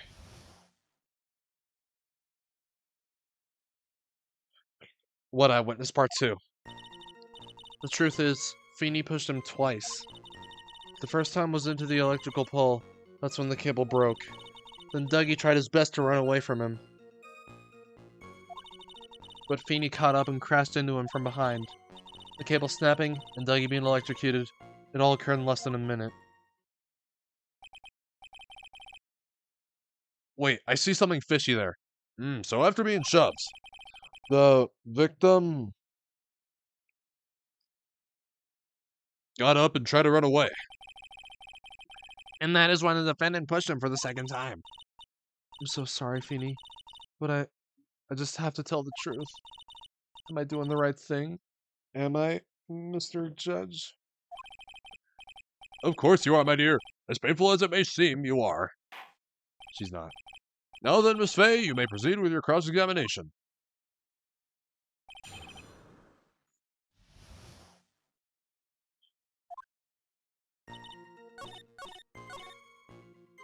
Yes, but that was before. This is now. The cable snapping and Dougie being electrocuted. It all occurred in less than a minute, she says. But think back. The old power cable broke due to some sort of impact at 2:55. At 3 p.m. Less than a minute? I call bullshit. That's enough, witness. I'm afraid I don't understand. You will in a minute. Could you please take a look at this picture? Oh, that medicine. That's the one Feeney likes to take for his cold. It's not the medicine I want you to look at. It's the wristwatch. It stopped at the precise time the victim was electrocuted. In other words, 3:05 p.m. Yes, and your point is, Miss Fay? My point is this. What time was it when the lab suffered that power outage due to the cable snapping? Well, according to the student's testimony, the answer is clear. It was 2:55 p.m. Would you care to explain to the court, Miss Dahlia Hawthorne, what exactly happened during this 10-minute interval? The defense proposes that it was during this interval that the real murderer killed Mr. Duck Swallow. Order in the court. What is Oh my god. This is nonsense. The real murderer? Oh god. Oh my god. Even you can't deny that the time between the cable breaking and the electrocution are completely unaccounted for. Then who was it? Who else are you saying could have done it? There's only one person who could have murdered Mr. Swallow. Only after my client had left the scene. Was there a window of opportunity for the real killer? Yeah, definitely, Dahlia. Miss Fay, is the defense ready to indict someone as this real killer? I'd say so, yes. It's finally time. This is the moment I have been waiting for. Yes, Your Honor, we are ready. Very well. Well, remember, if you accuse the wrong person, you will be penalized. Think very carefully before you speak, Miss Fay. Now then, Miss Fay, let's have it. Who was the real killer? It was Dahlia. Hold on. Sorry. Okay, Dahlia! It could only have been you, Dahlia Hawthorne! How can you... The defense is grasping at straws! 10 minutes passed between the time of the cable broke and the time of the execution. What exactly were you doing that whole time, Miss Hawthorne? Were you really listening to some music while cheering them both on as they fought?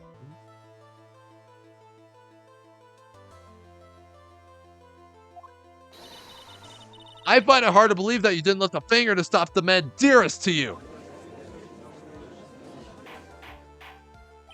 Order! Miss Fay! What? I mean, why? That is to say, Miss Hawthorne, I believe you did witness the two men fight on that day. However, after Mr. Wright pushed the victim and subsequently left the scene, it was you who pushed Mr. Swallow to his death by your very own hands. Ah! How can you say something so mean, Madame Fay? I didn't do anything. Miss Fay, this is a very serious charge you are. Phoenix! Your Honor! But please, I have something I want to say. You? What is it? Please strike everything the defense said just now from the record. Oh God. What the? Are you daft? You're totally wrong, Miss Fay. Dolly, she couldn't do something like that. Mr. Wright, get back in your seat. Bailiff, grab that man. Leave my Dolly alone. Oh God, oh man, the bailiff is gonna get sick. Oh God.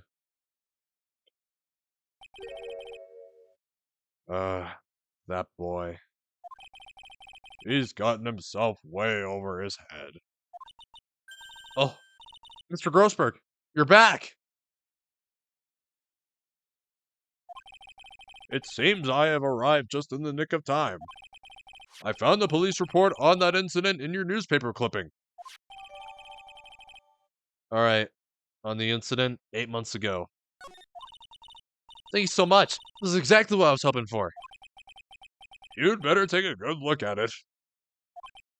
It, details how you came to lose your boyfriend. Wait, she had a boyfriend? Now then, the defense has made a very serious accusation. Mr. Payne, what do you have to say about this? Well, really, Your Honor, that is, May I interrupt you for just a moment, Mr. Prosecutor? don't you worry, my dear. I have this situation well in hand. No, you don't.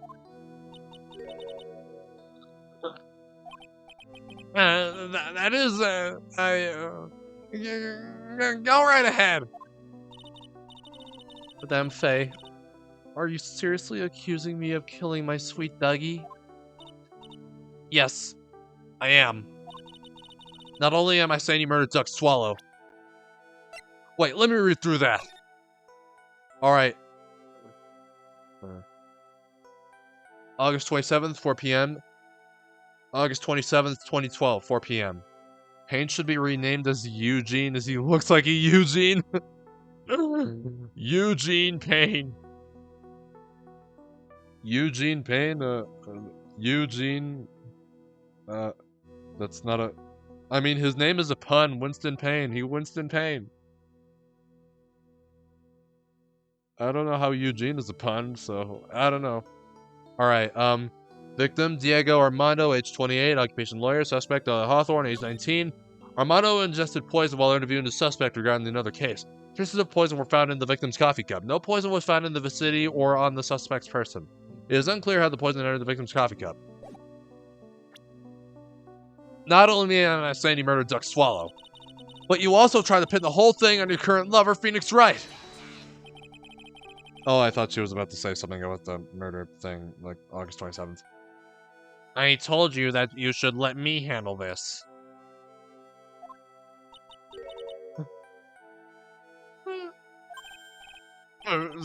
Sorry, please go ahead. How can you say that? I'm absolutely devoted to my dear Feeny. The notion that I would try to frame him is ludicrous. This is all just too much for poor little me to bear. I believe the girl is trying to ask what on earth her motive would be.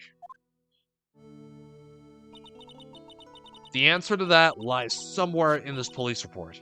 It must. Where is her motive?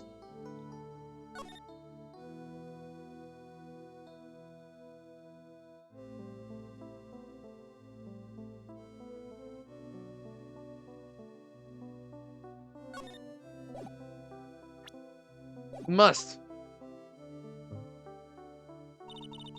8 months ago, an incident occurred in the basement cafeteria of this building. And then, that same day, the two of them accidentally meet. Your Honor, the defense requests further testimony from Miss Dahlia Hawthorne. Further testimony? What about? About the events of the day when she first met the defendant, Mr. Phoenix, right? Oh, God. What can that possibly have to do with this case? The witness claims that she had no reason to frame the defendant. Am I correct? Well, I have evidence that suggests that she, in fact, had a very good reason. Very well then. The court grants the defense's request. Young lady, would you mind staying on for just a bit longer? Of course not, Mr. Judge. Get ready for the battle of your life, Dahlia Hawthorne. The poison from the coffee was in the necklace? What?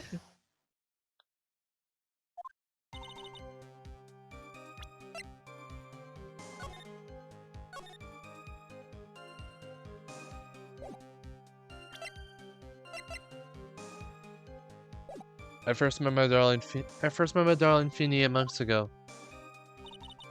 It's like we were destined to meet in this very courthouse's basement reading room. The moment our eyes met, my heart skipped a beat. We've been going out ever since that fateful day. So lovey. We're so lovey. We literally make people sick. It's just jealousy, I think. Phoenix, please. Mr. Wright, do that again and you will be held in contempt of court. And now we enter the final act of our little drama. As we used to say in the days of my youth, go get her. Looks like a vial in the middle of it? Or how I met my Feeny. Looks like a vial. It kind of does. Well, kind of.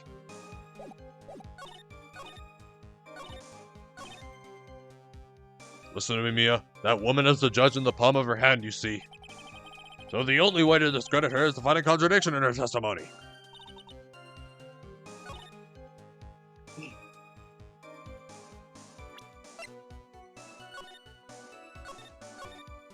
In the cafeteria.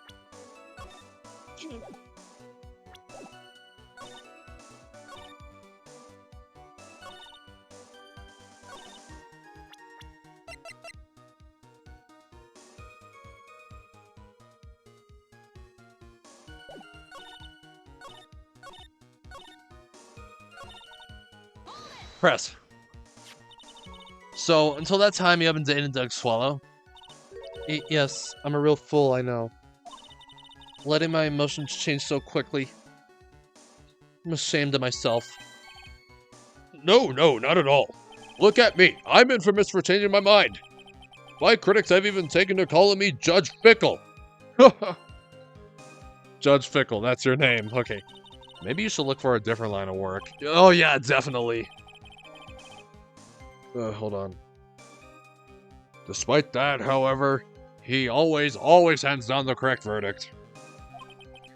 That's why some people also call him the Great Judgini. That literally is dumb.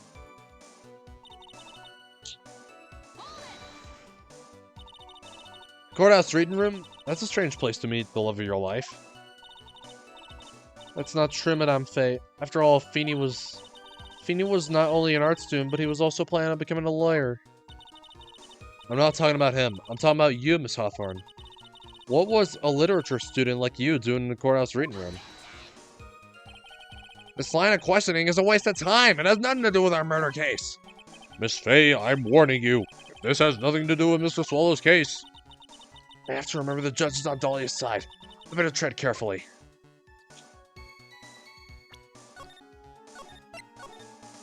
I think we must Keep pressing! Your Honor, if you'll allow me some latitude, I think I can establish relevance. Please ask her to continue on with her testimony. Very well. Young lady, I got a simple question for you. What were you doing downstairs in the courthouse reading room? If it pleases your Honor, the answer is simply this. To do research for a paper I was writing.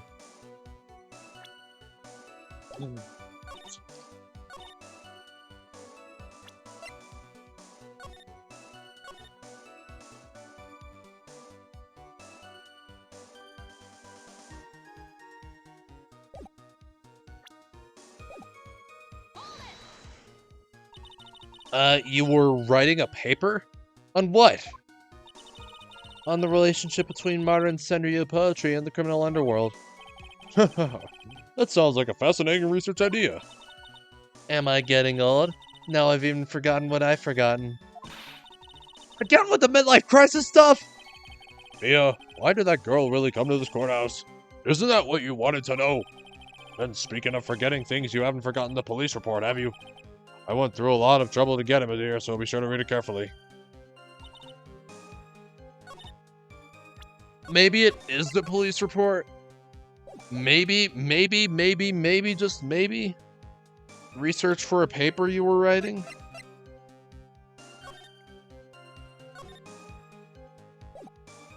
Should we present it? Be stopped! Miss Hawthorne, you weren't here because of your research paper, were you? Didn't you actually come here for a much more important reason? Well, what is the meaning of that cocky smile on your face, Miss Fay? 8 months ago, right here in this very courthouse, there was another tragedy. Another tragedy? You mean the incident in which an attorney was poisoned? The name of the suspect in that incident is listed here in this report. And that name is Dahlia Hawthorne. What? The Dahlia Hawthorne? Yes, the sweetie pie of everyone's eye. Miss Dahlia Hawthorne.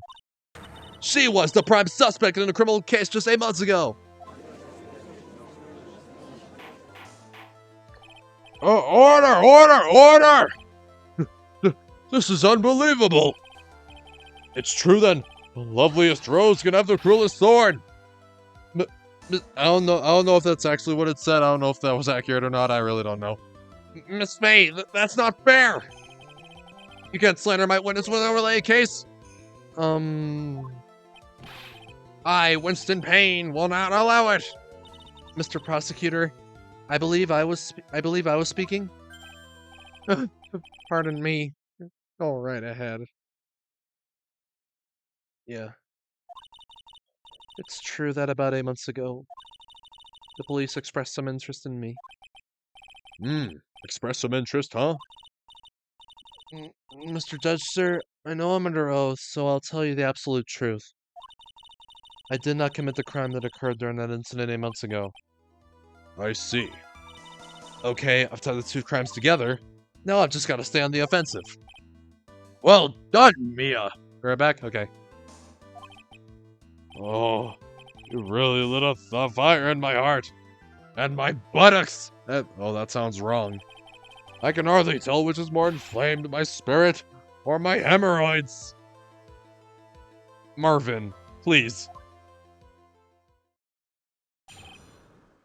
The poisoning. I met the lawyer who was poisoned to discuss something in the cafeteria that day. I left my seat for just a moment and that's when it happened. From what I heard, it was a liquid poison that is lethal at just 2 teaspoons. Not only that, I heard it was a very special kind of poison. So you see, I'm innocent. I wouldn't even know where to get a poison like that. So that's what happened here 8 months ago. However, as you've heard from the witness's testimony, she had nothing to do with it. I think the defense is just about out of tricks. Yes, please, Monopoly Man. I'm terribly sorry, Mr. Payne, but I'm afraid the defense has many more tricks up its sleeve today. And I'll be sure to show them to you before the end of this cross-examination. Ah! What the? Why does the defense suddenly feel stronger? Aha! Mia! You're glowing with a true lawyer's aura, my dear! That proud posture and self-confidence, absolutely smashing! Smashing!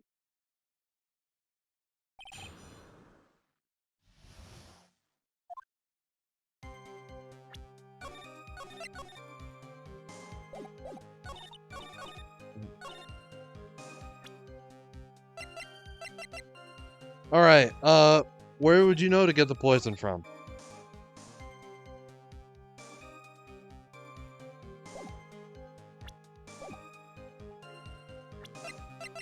Let's try it. Alright, alright,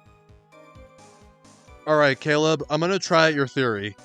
I'm gonna take a gander and say the poison isn't here. And I'm not right. I guess the poison is not in there.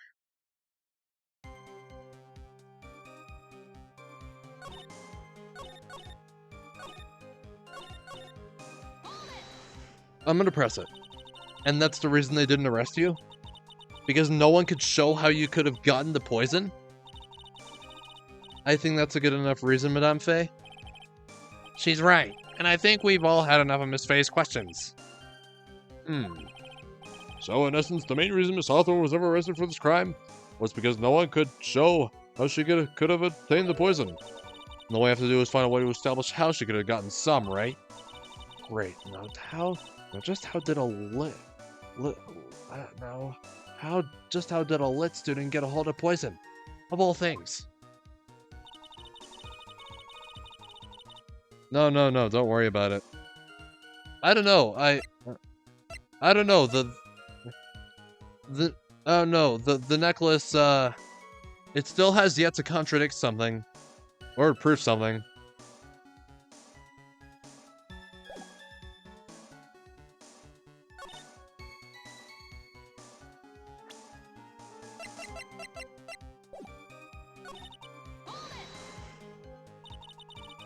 What were you talking about with the defense attorney? Well, I'm sorry, that's confidential. According to the report, you were being interviewed regarding another case. The lawyer that was killed, he said he wanted to talk about an incident I was caught up in when I was younger. Why don't you tell us all what that incident was? Oh my god, I knew he would object, goddamn him. I hate him. That has absolutely nothing at all to do with this case. Objection sustained. The defense's question is stricken from the record. You get involved in a lot of incidents, don't you, Miss Hawthorne? Well, I guess I was just born under a bad sign. Don't worry, Dolly, I'll protect you! You heard the man. Now that is true love, young lady. Oh, Feeny, please. Those two are really making me ill. Albeit for decidedly different reasons.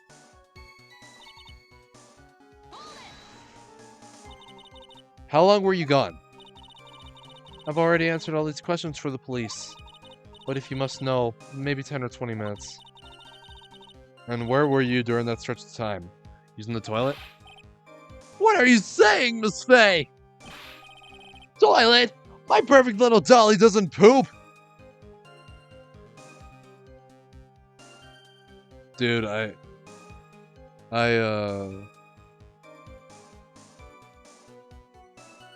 Dude.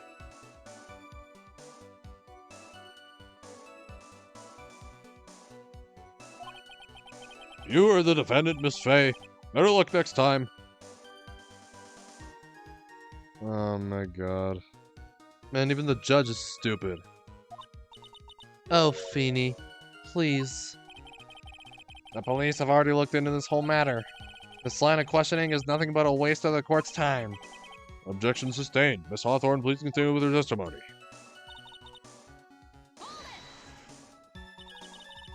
About how much liquid was this about how much liquid is 2 teaspoons? Well, let me see. My bottle of eye drop says it's 1.2 fluid out. It's... Did I just say 1.2? Damn it. My bottle of eye drop says it's a half fluid ounce, which is equal to 3 teaspoons. So it's about 2/3 of that amount, huh? The poison was found in a lawyer's mug of coffee. It must have been after I left the table. Someone must have quietly slipped it in there. Very special. A special kind of poison? How so? Well, I heard that it's almost impossible to detect. Oh, and where would somebody like that come from? I'm sorry, all I know is what I overheard the policeman saying. They said something about using advanced chemical processes to purify it. Chemical processes? Well, that's quite impressive. Most impressive. The better question is, how did the criminal get something like that?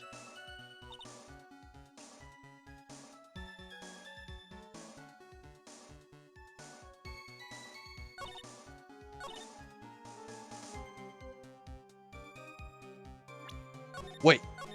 I think I got it. I think I got it. Now we present this?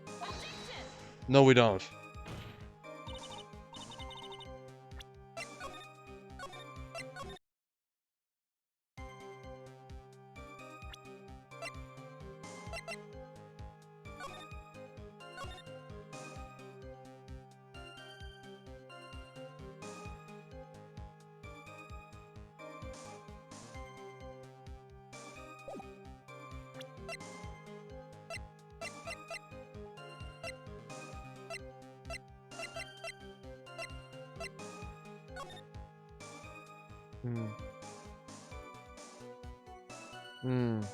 No. I still haven't read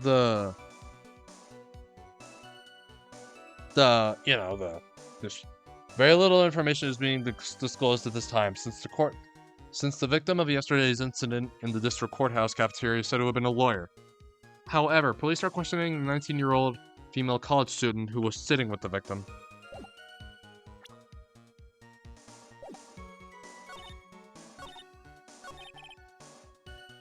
Was never arrested for this crime was because no one could show how she could have obtained the poison.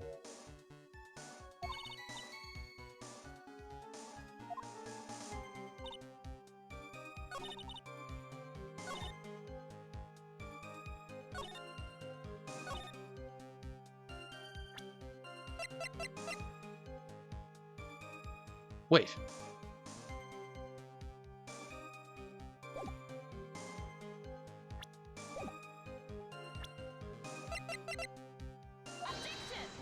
Wrong again. Am I even thinking?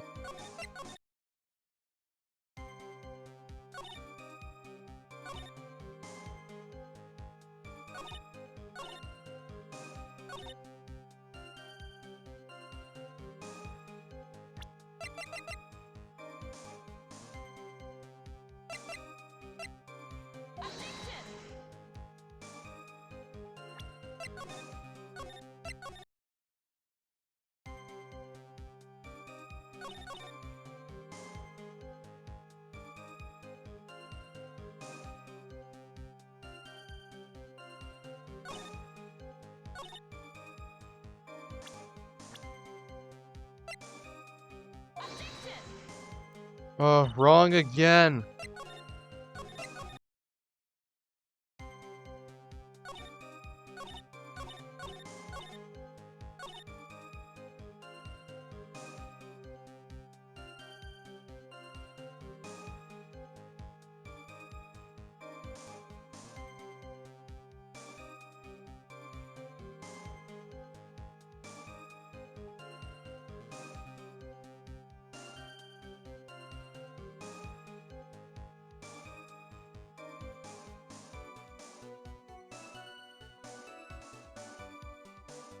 Oh my god.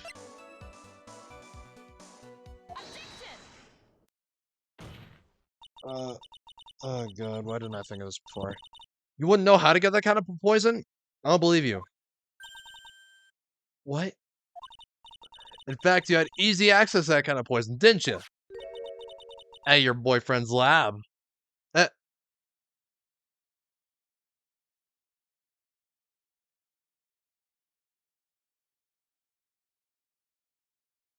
Bro,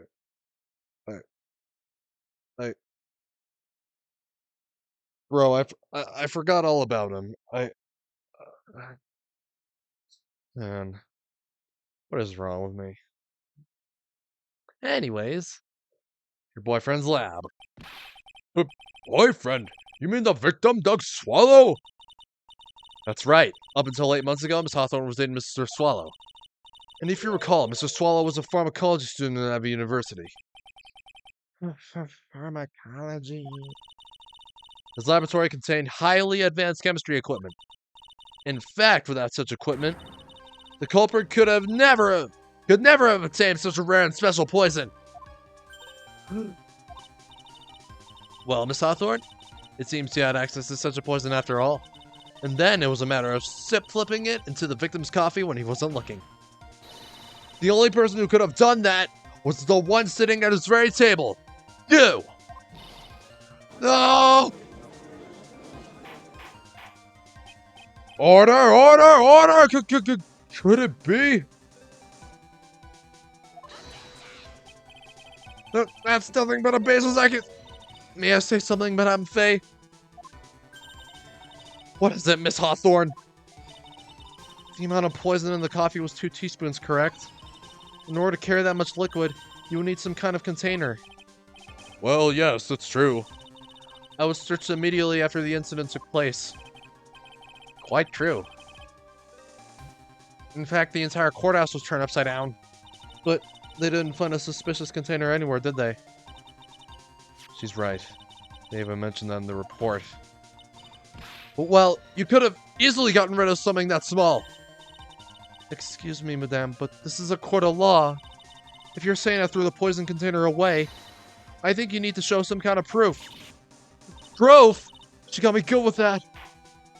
Hopefully not. Proofs of evidence, so I'll have to disallow this line of questioning, Miss Faye. Okay, I am hoping and praying that the necklace comes into play here. Unless we can come up with some evidence, we're going to lose this lead. The police conducted a full body search of Dolly and the entire courthouse. Yet the container holding the poison disappeared right after the crime occurred. If you're going to accuse the young lady of committing the murder, then where's the container the poison was carried in? What happened to it? Well, she gave the necklace to Phoenix, right?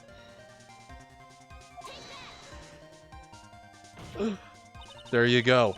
You were forced to get rid of the container in a hurry, weren't you? And that's why you passed it on to someone that had nothing to do with the case. Someone that you knew wouldn't be searched. Who is this person? Mr. Phoenix Wright, of course. So the defendant was this witness's accomplice? Of course not.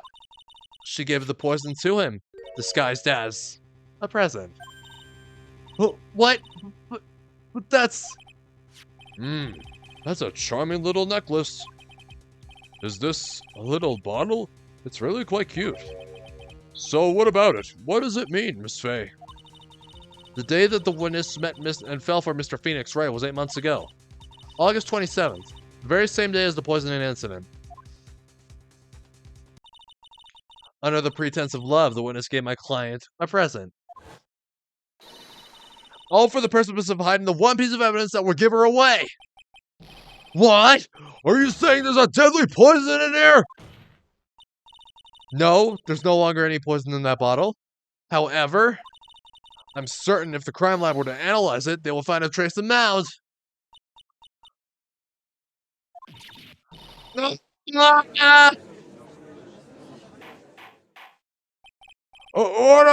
in the court! Phoenix, on behalf of Dolly, I object! Phoenix, please. Mr. Reich, control yourself. I won't let you bully her like this. Mr. Wright, I thought I told you to stay in your seat. Mr. Wright, why? Why are you going through so much trouble to protect her? Why? Because I'm madly in love with her.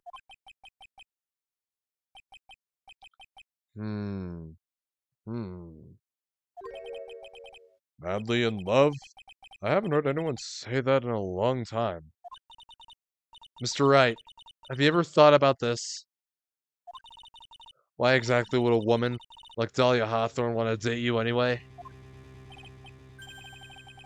Well, I guess you must be madly in love with me too. Mr. Wright, please, open your eyes! At this point in the trial, I think it should be obvious to everyone. The real reason that Dahlia Hawthorne is dating you is...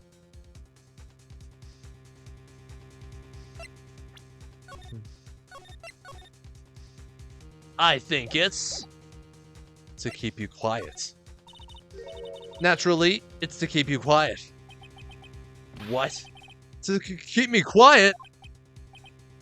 Keep me quiet about what? Well, wrong. Because of that necklace. Dahlia Hawthorne was not, and is not madly in love with you. The only thing she's after is that bottle necklace you love to wear around your neck. My necklace? Back there in the waiting room. Said it yourself. Yeah, but she's so shy. Every time I see her, she always says the same thing to me. Please give it back now. What a strange girl asking for a present back like that.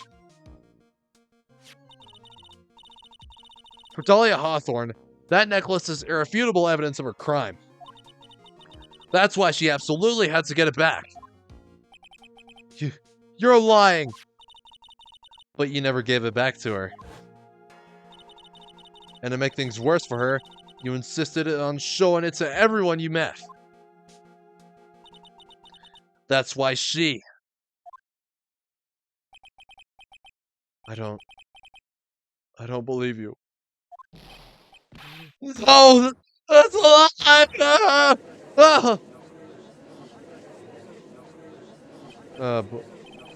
Mia, are you alright? I'm the defendant! He's got away! Bailiff, hurry! After him!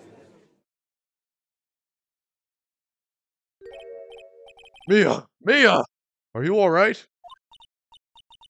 Yes, I think so. That boy, he went completely insane. Where's Mr. Wright? It looks like the bailiff got him, so he should be back soon enough. Thank goodness. Oh no! What is it? It's a bottle necklace. Miss Hawthorne's present! It's gone! What? That's terrible! Mr. Wright must have grabbed it when he slammed into me. Foolish boy. That's the only thing that could have saved him. What in blazes are we supposed to do now? Did Phoenix Wright have to bring out the Snoopy cry? Oh, wow. Like, I think that's what he sounded like. Ah. I hope I got that right. Mr. Wright, this sort of behavior is unprecedented in the history of this court. I'm sorry. I'm afraid that your apology is not enough. Mr. Wright, what did you do with the bottle necklace? Forgive me. I'm sorry. It's okay. Just give back the necklace.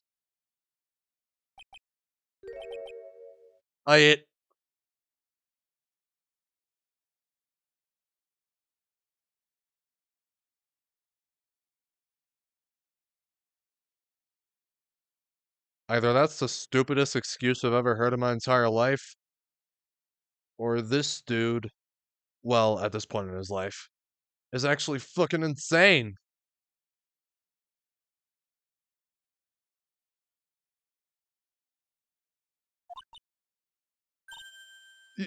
You what? You You ate it? It was too big to swallow, so I had to chew it into little bits first, but yeah, wait. Ah! What the? Ah. What is he doing now? Oh god, what is he doing? Your Honor, you've got to stop the trial!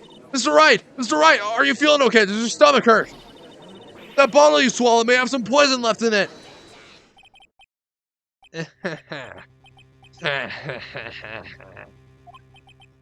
It seems the defendant has proven the prosecution's case for us. Clearly that bottle did not contain a deadly poison. How can he be so sure?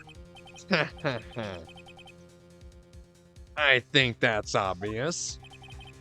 As you can see, the defendant is still very much alive.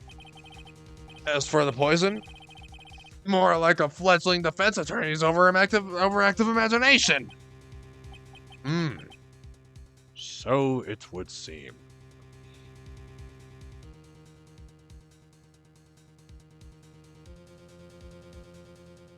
Oh, gee.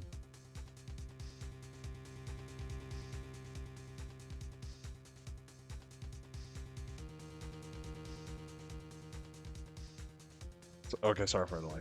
So it would seem. No! There must be some mistake! The bottle must not have any poison left in it! Either that, or the poison must have lost its potency. There. It's alright, Rookie.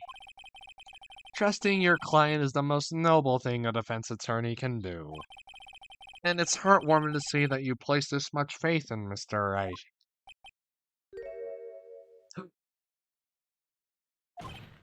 But that's how it is for us on the prosecution side, too. For example, I will trust the witness, Miss Hawthorne, with my very life. Which is why I can state that your assessment of her is completely wrong. That's enough! Unfortunately, Miss Fay, I cannot accept your explanation of the events. But why? This may be impossible for a beginner like you to understand, but in a court of law, evidence is everything. Ugh! Even after I prove so much, is she gonna get away with everything? Well, now that the suspicion surrounding Miss Hawthorne has been cleared up, I would like to proceed with the trial.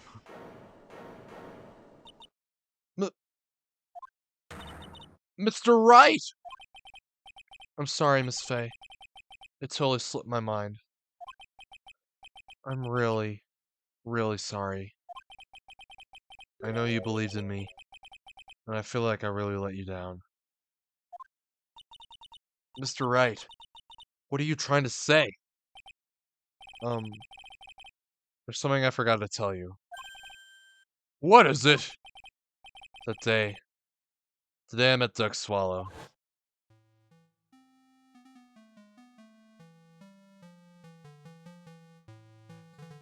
That girl, you shouldn't see her anymore. Hey, it's not your business. I'm telling you for your sake. If you continue to see her, it's going to be bad news. You're lying. Just listen to me. There's something you need to know about that girl.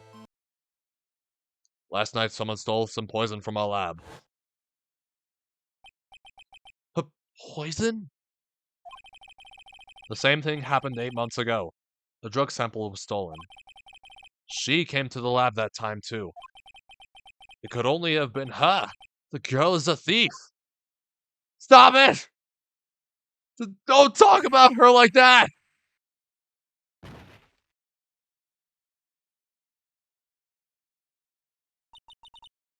Is it true? Did he really say that? That's ridiculous! There's one more thing. After I pushed him that day, I got worried and came back to have a look. And she was there. Dolly was right there. She was crouched down next to him. What? She told me not to ever tell anyone about it, but... oh, she was blackmailing him. I'm sorry, Dolly. Your Honor, this is... The defendant is... Miss Faye, you tell him. Dolly didn't do it. She's innocent.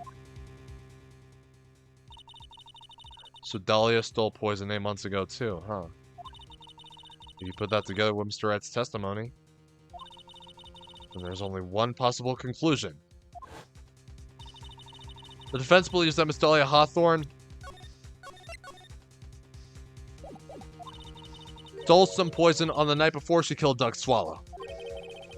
The night before? Naturally, her motive for stealing it was to kill someone. Miss Faye. If you're so certain of your theory, then let me ask you this. Mia, this is your last chance. Think carefully now. There's something that she desperately wanted to get back. Therefore, Exactly who was Miss Dahlia Hawthorne planning to kill? I know exactly who.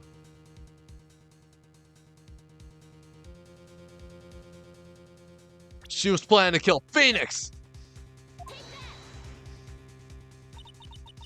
There was one person that was standing squarely in Miss Dahlia Hawthorne's way. And that person was... Mr. Phoenix Wright! Me? That's preposterous! After all, it was Doug Swallow that was murdered! Well, it's true that that's how things worked out. But let's remember that Mr. Swallow died of electrocution, not poison. The person that Miss Hawthorne was planning to poison was, in fact, you, Phoenix Wright. There's no one else that it could be. But how can that be? I thought Mr. Wright and Mr. Hawthorne were in love! Poor Mr. Wright. This must be killing him. Hang in there. I'll bring her to justice. I swear it. As I said before, the only thing Miss Hawthorne truly cared about was the one piece of evidence linking her to that incident 8 months ago. That's right. The bottle necklace. That's all she cared about. But even so, why would she go so far as to murder him? 8 months ago, just after the fall of that attorney in the basement cafeteria, Dahlia Hawthorne could think of only one thing. How to get rid of the bottle necklace as quickly as possible. No, it can't be. It was a pretty good move she made too. The evidence was missing for a long time, but there was just one big problem. Although she got him to hide the evidence, Mr. Wright refused to return it to her. To him, the tiny little ball was a cherished treasure.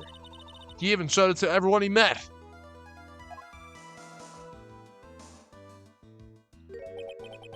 You mean that's why she tried to kill Mr. Wright? Correct, Your Honor. It was to retrieve that one piece of evidence. The camp intro! Feeny. What a joke you are. Oh. And there she is. Honestly, how can any woman ever count on you for anything? I've even told you time and time again to keep your traps shut about me and that necklace. You disgust me! Miss Hawthorne? It appears that we're nearing the end of this trial. Fine. I can tell you plan on making me into a criminal no matter what I say. You are a criminal, Miss Hawthorne! We'll see about that. But first, where's your evidence? It seems your sniveling little crybaby client has eaten the bottle as a snack. Hey, old man, are you senile or something? Why don't you say something instead of sitting there with that dumb look on your face? Miss Hawthorne, what's happened to you? Are you really that shocked? Or do you prefer me this way, Mr. Judge?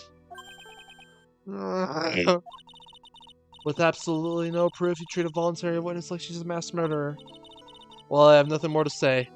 I'll be heading home now if you don't mind. But we're not finished. Fine. Then ask this nasty old hag to finish up already. Oh god. There we go. Can't let her get away this time. Stop, Mia! If you keep on pushing without any evidence, you could pay the ultimate price as a lawyer! The ultimate price? You'd be forced to take off your attorney's badge forever, I'm afraid. No! You'd better think it over carefully, Miss Faye. Or should I say, Ms. Gray.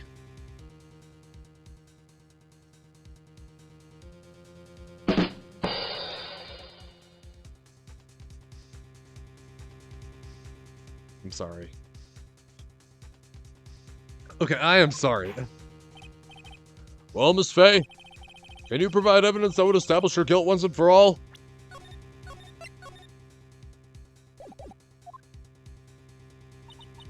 If I mess up here, my career as a lawyer is over.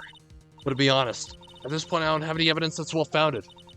Even so, I'd rather lose my attorney's badge than let her get away with murder.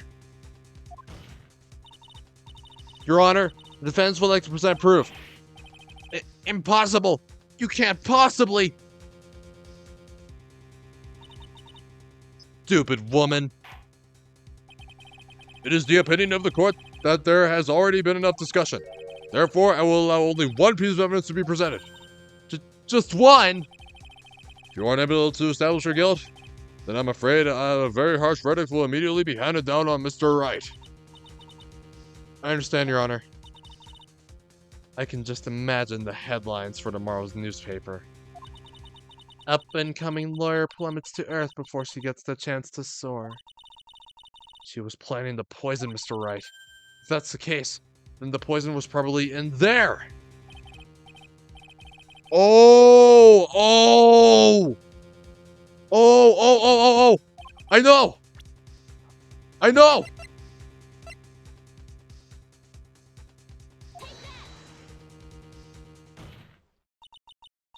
Here it is, Your Honor. The evidence that will prove her guilt once and for all. Cold Killer X? Phoenix Wright's beloved cold medicine. Does our Ricky defense attorney have a bit of a cold? If I did, I still wouldn't take this cold medicine. After all, it's been poisoned. What? Remember what the defendant said in his testimony? But I lost my bottle of it around lunchtime on the day of the accident. I always eat with Dolly, just the two of us. She was the one who took his bottle of Cold Killer X. Then she poisoned it, knowing that Mr. Wright was going to take some. Now you're really grasping at straws. Dahlia have thorn up my ass. Yeah, definitely. Definitely. Now you're really grasping at straws. After all, it was the victim, Duck Swallow, that was holding the medicine. I would like the court to recall the crime that happened here 8 months ago. Where did Miss Hawthorne hide the evidence? Huh? What are you talking about? 8 months ago, the poison was hidden in her bottle necklace, which she then gave to someone else for safekeeping. Someone she had accidentally run into in the reading room. My client, Phoenix Wright. Yes, that's right. She did the same thing this time as well. After shoving the victim, Mr. Phoenix Wright left the scene of the crime. That is when the murderer, Dahlia Hawthorne, appeared. With her, she was carrying the poison bottle of Cold Killer X. This, of course, was so she could carry out her plan to murder Mr. Wright. I believe she did testify that she was going to meet with the defendant. Yes, and she heard and saw everything that happened at the scene of the crime, including what the defendant and victim were arguing about, and the cut electrical cable. That's when she realized, I can't allow Duck Swallow to live! She used the severed electrical cable to silence him forever. Unfortunately for her, this is when the problem occurred. Mr. Wright, who she thought had left the scene, came back to check on the victim. And on top of that, because of the power outage, some students showed up as well. It's hardly any wonder that she was, as she put it, in a state of panic. Recall that she was carrying that bottle of poison cold medicine. She must have thought, what if they searched me like they did 8 months ago? 8 months ago? Yes, she disposed of the evidence exactly the same way as she did back then. She had someone else hold it. In this case, Duck Swallow.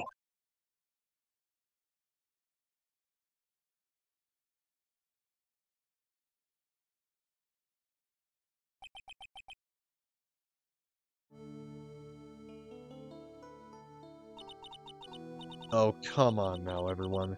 Surely you aren't fooled, are you? I'm not fooled. No. We're not fooled, and don't call me Shirley. This stupid woman. She's nothing but a filthy, stinking liar. Right, Mr. Prosecutor? Huh? Yes, that's exactly right. It's just pure desperation. I wonder which one of us is the desperate one. So, Miss Hawthorne? This cold medicine? I wonder if you wouldn't mind taking some. Oh, God. Oh, boy. Well, Mr. Righty, that necklace of yours, right? Now it's your turn to prove your innocence. What do you say? Oh, God. Because I'm just a filthy, stinking liar, there's no need to worry. So come on, show us! I dare to take some of this medicine right now. Mia Fey! Mia Fey! Oh, shit.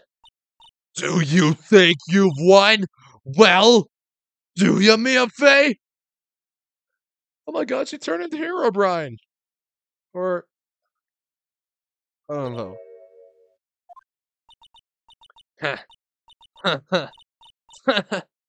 That's just fine. For the time being, victory is yours. For the time being? Well, I have a very long memory, you know. You and I will meet again. I'm certain of it. Well then, Mr. Judge, I'll see you later too, okay? Huh? Oh, why, yes. I'm gonna go spend a little quality time with the men in blue now. I wish you all the best.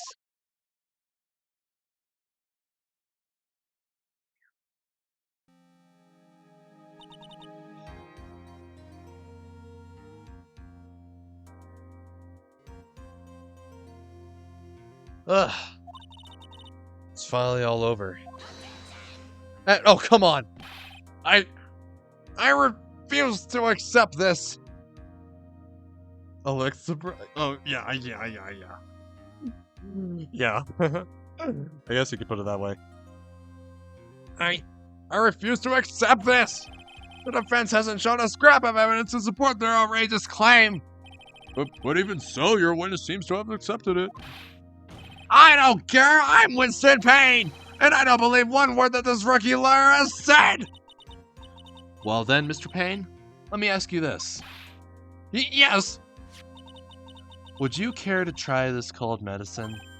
What? Just a little earlier, I could have sworn you said. There. It's alright, rookie. For example, I would trust the witness, Miss Hawthorne, with my very life. So, if she's so trustworthy, then I'm sure there couldn't possibly be any poison in here, right? You see, yes. And here comes the backpedal. Come on now, rookie killer. Show this rookie how it's done. How much trust do you really have for this woman? Are you willing to bet your life? Oh boy. Oh, it's fine. Oh my God.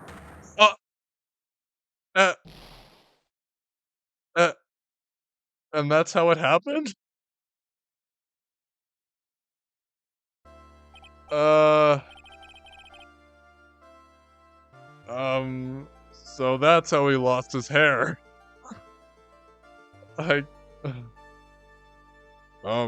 Mr. Payne, about Miss Dahlia Hawthorne.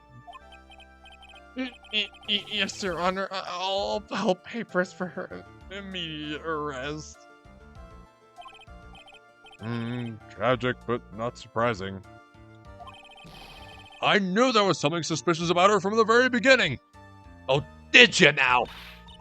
Don't lie, this to me, you were wrong!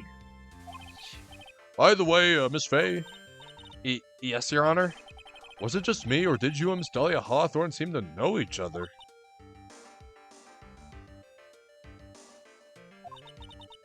Your Honor, whether we did or not has no bearing on this case. Very well. Mr. Payne. Yeah, okay, I should probably...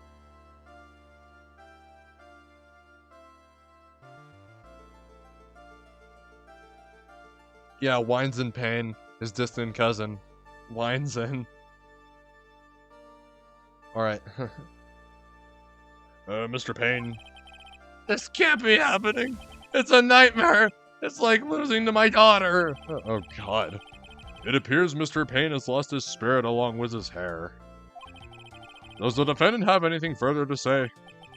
It can't be true. It's all this. Very well then. Oh, God. I believe I am ready to pass judgment and bring this trial to an end. The court finds the defendant Phoenix right.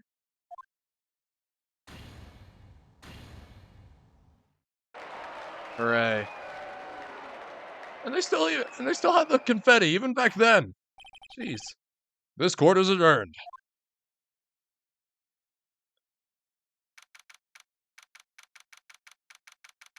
(3:16 p.m.) 316, that's a magic number. Mia, you were wonderful in there. Well, thank you for everything, Mr. Grossberg. During the verdict, I thought my hemorrhoids were going to explode like Mount Vesuvius. Oh God, that's much worse. Oh Jesus. Mr. Grossberg, do you, maybe think you could stop talking about them? Yeah, please. That's rather rude. But dude, you've been going on and on about him. Like, please. Anyway, this case really made me think. What does it really mean to have a relationship of mutual trust with a client? Perhaps it is we veteran lawyers who have lost sight of this. Oh, Mr. Wright. Congratulations. Thanks. You know, I was thinking... Go on. The dolly that I saw up there on the witness stand. I don't think that was really her. What? Yeah, the dolly I know could never have said those kinds of terrible things. Maybe she was like, oh, I don't know, a fake or something. Boy, this poor kid still hasn't got a clue. Oh man, so clever. You need to forget about her, Mr. Wright. For your own sake. Yeah, you're right. That's probably for the best. Also, you need to relax a bit more. Try to grow up a little. But what about all my friends? Everyone says I'm the most grown up. Are you sure about that? Ugh, what kind of company does this guy keep?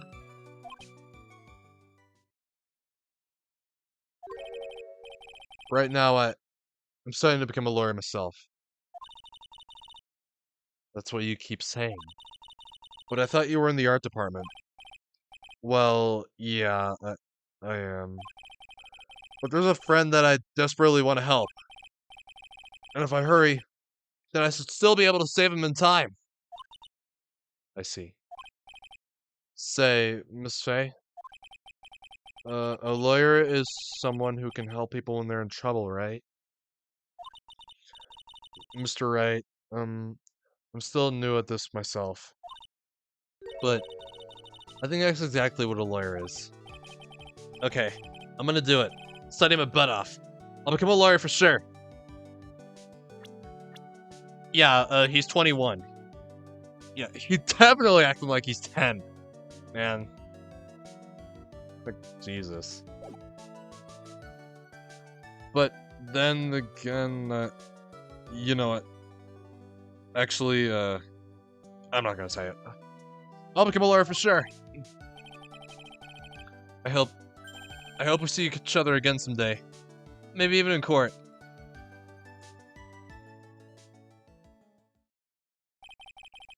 It's been 5 years since I was acquitted of all charges. I became a lawyer like I planned, and managed to save my friend. But Mia has passed on to a better place. For me, this trial brings up a lot of painful memories. But it also brings up some very precious ones. And memories that I thought would never rise to the surface again. Mia's gone now. But even so, I can hear her in my mind. Phoenix, no matter what, always believe in your client. In a court of law, your greatest weapon is your belief. 5 long years. Something has happened that's made me think back to her words of wisdom. But that is a story for another day. The end. Oh then, man, that the stolen turnabout. All right, well, I didn't really expect this episode to take as long as it did. Really, I didn't. So, yeah, I guess this stream is over, I would say. Yeah, that was a good trial. That was a very good trial.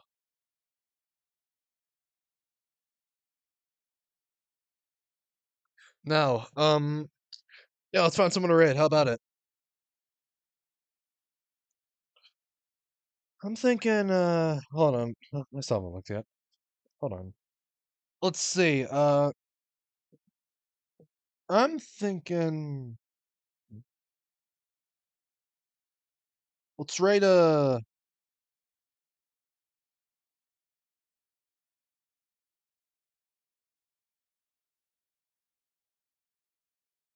we're gonna rate Taku. Now, Taku is currently playing, Scarlet Nexus at the moment. So, yeah, that's pretty much it. Be back tomorrow, start the second case. Now make sure y'all go give Taku all your love and support, and give her a follow, and give her a follow if you want. And, yeah, pretty much it. Yeah. Cool. Alright, you bet. Well, that's about it. Well, thanks for hanging out, and a big cheers to you for watching. Well, good night. There'll be more countless nights.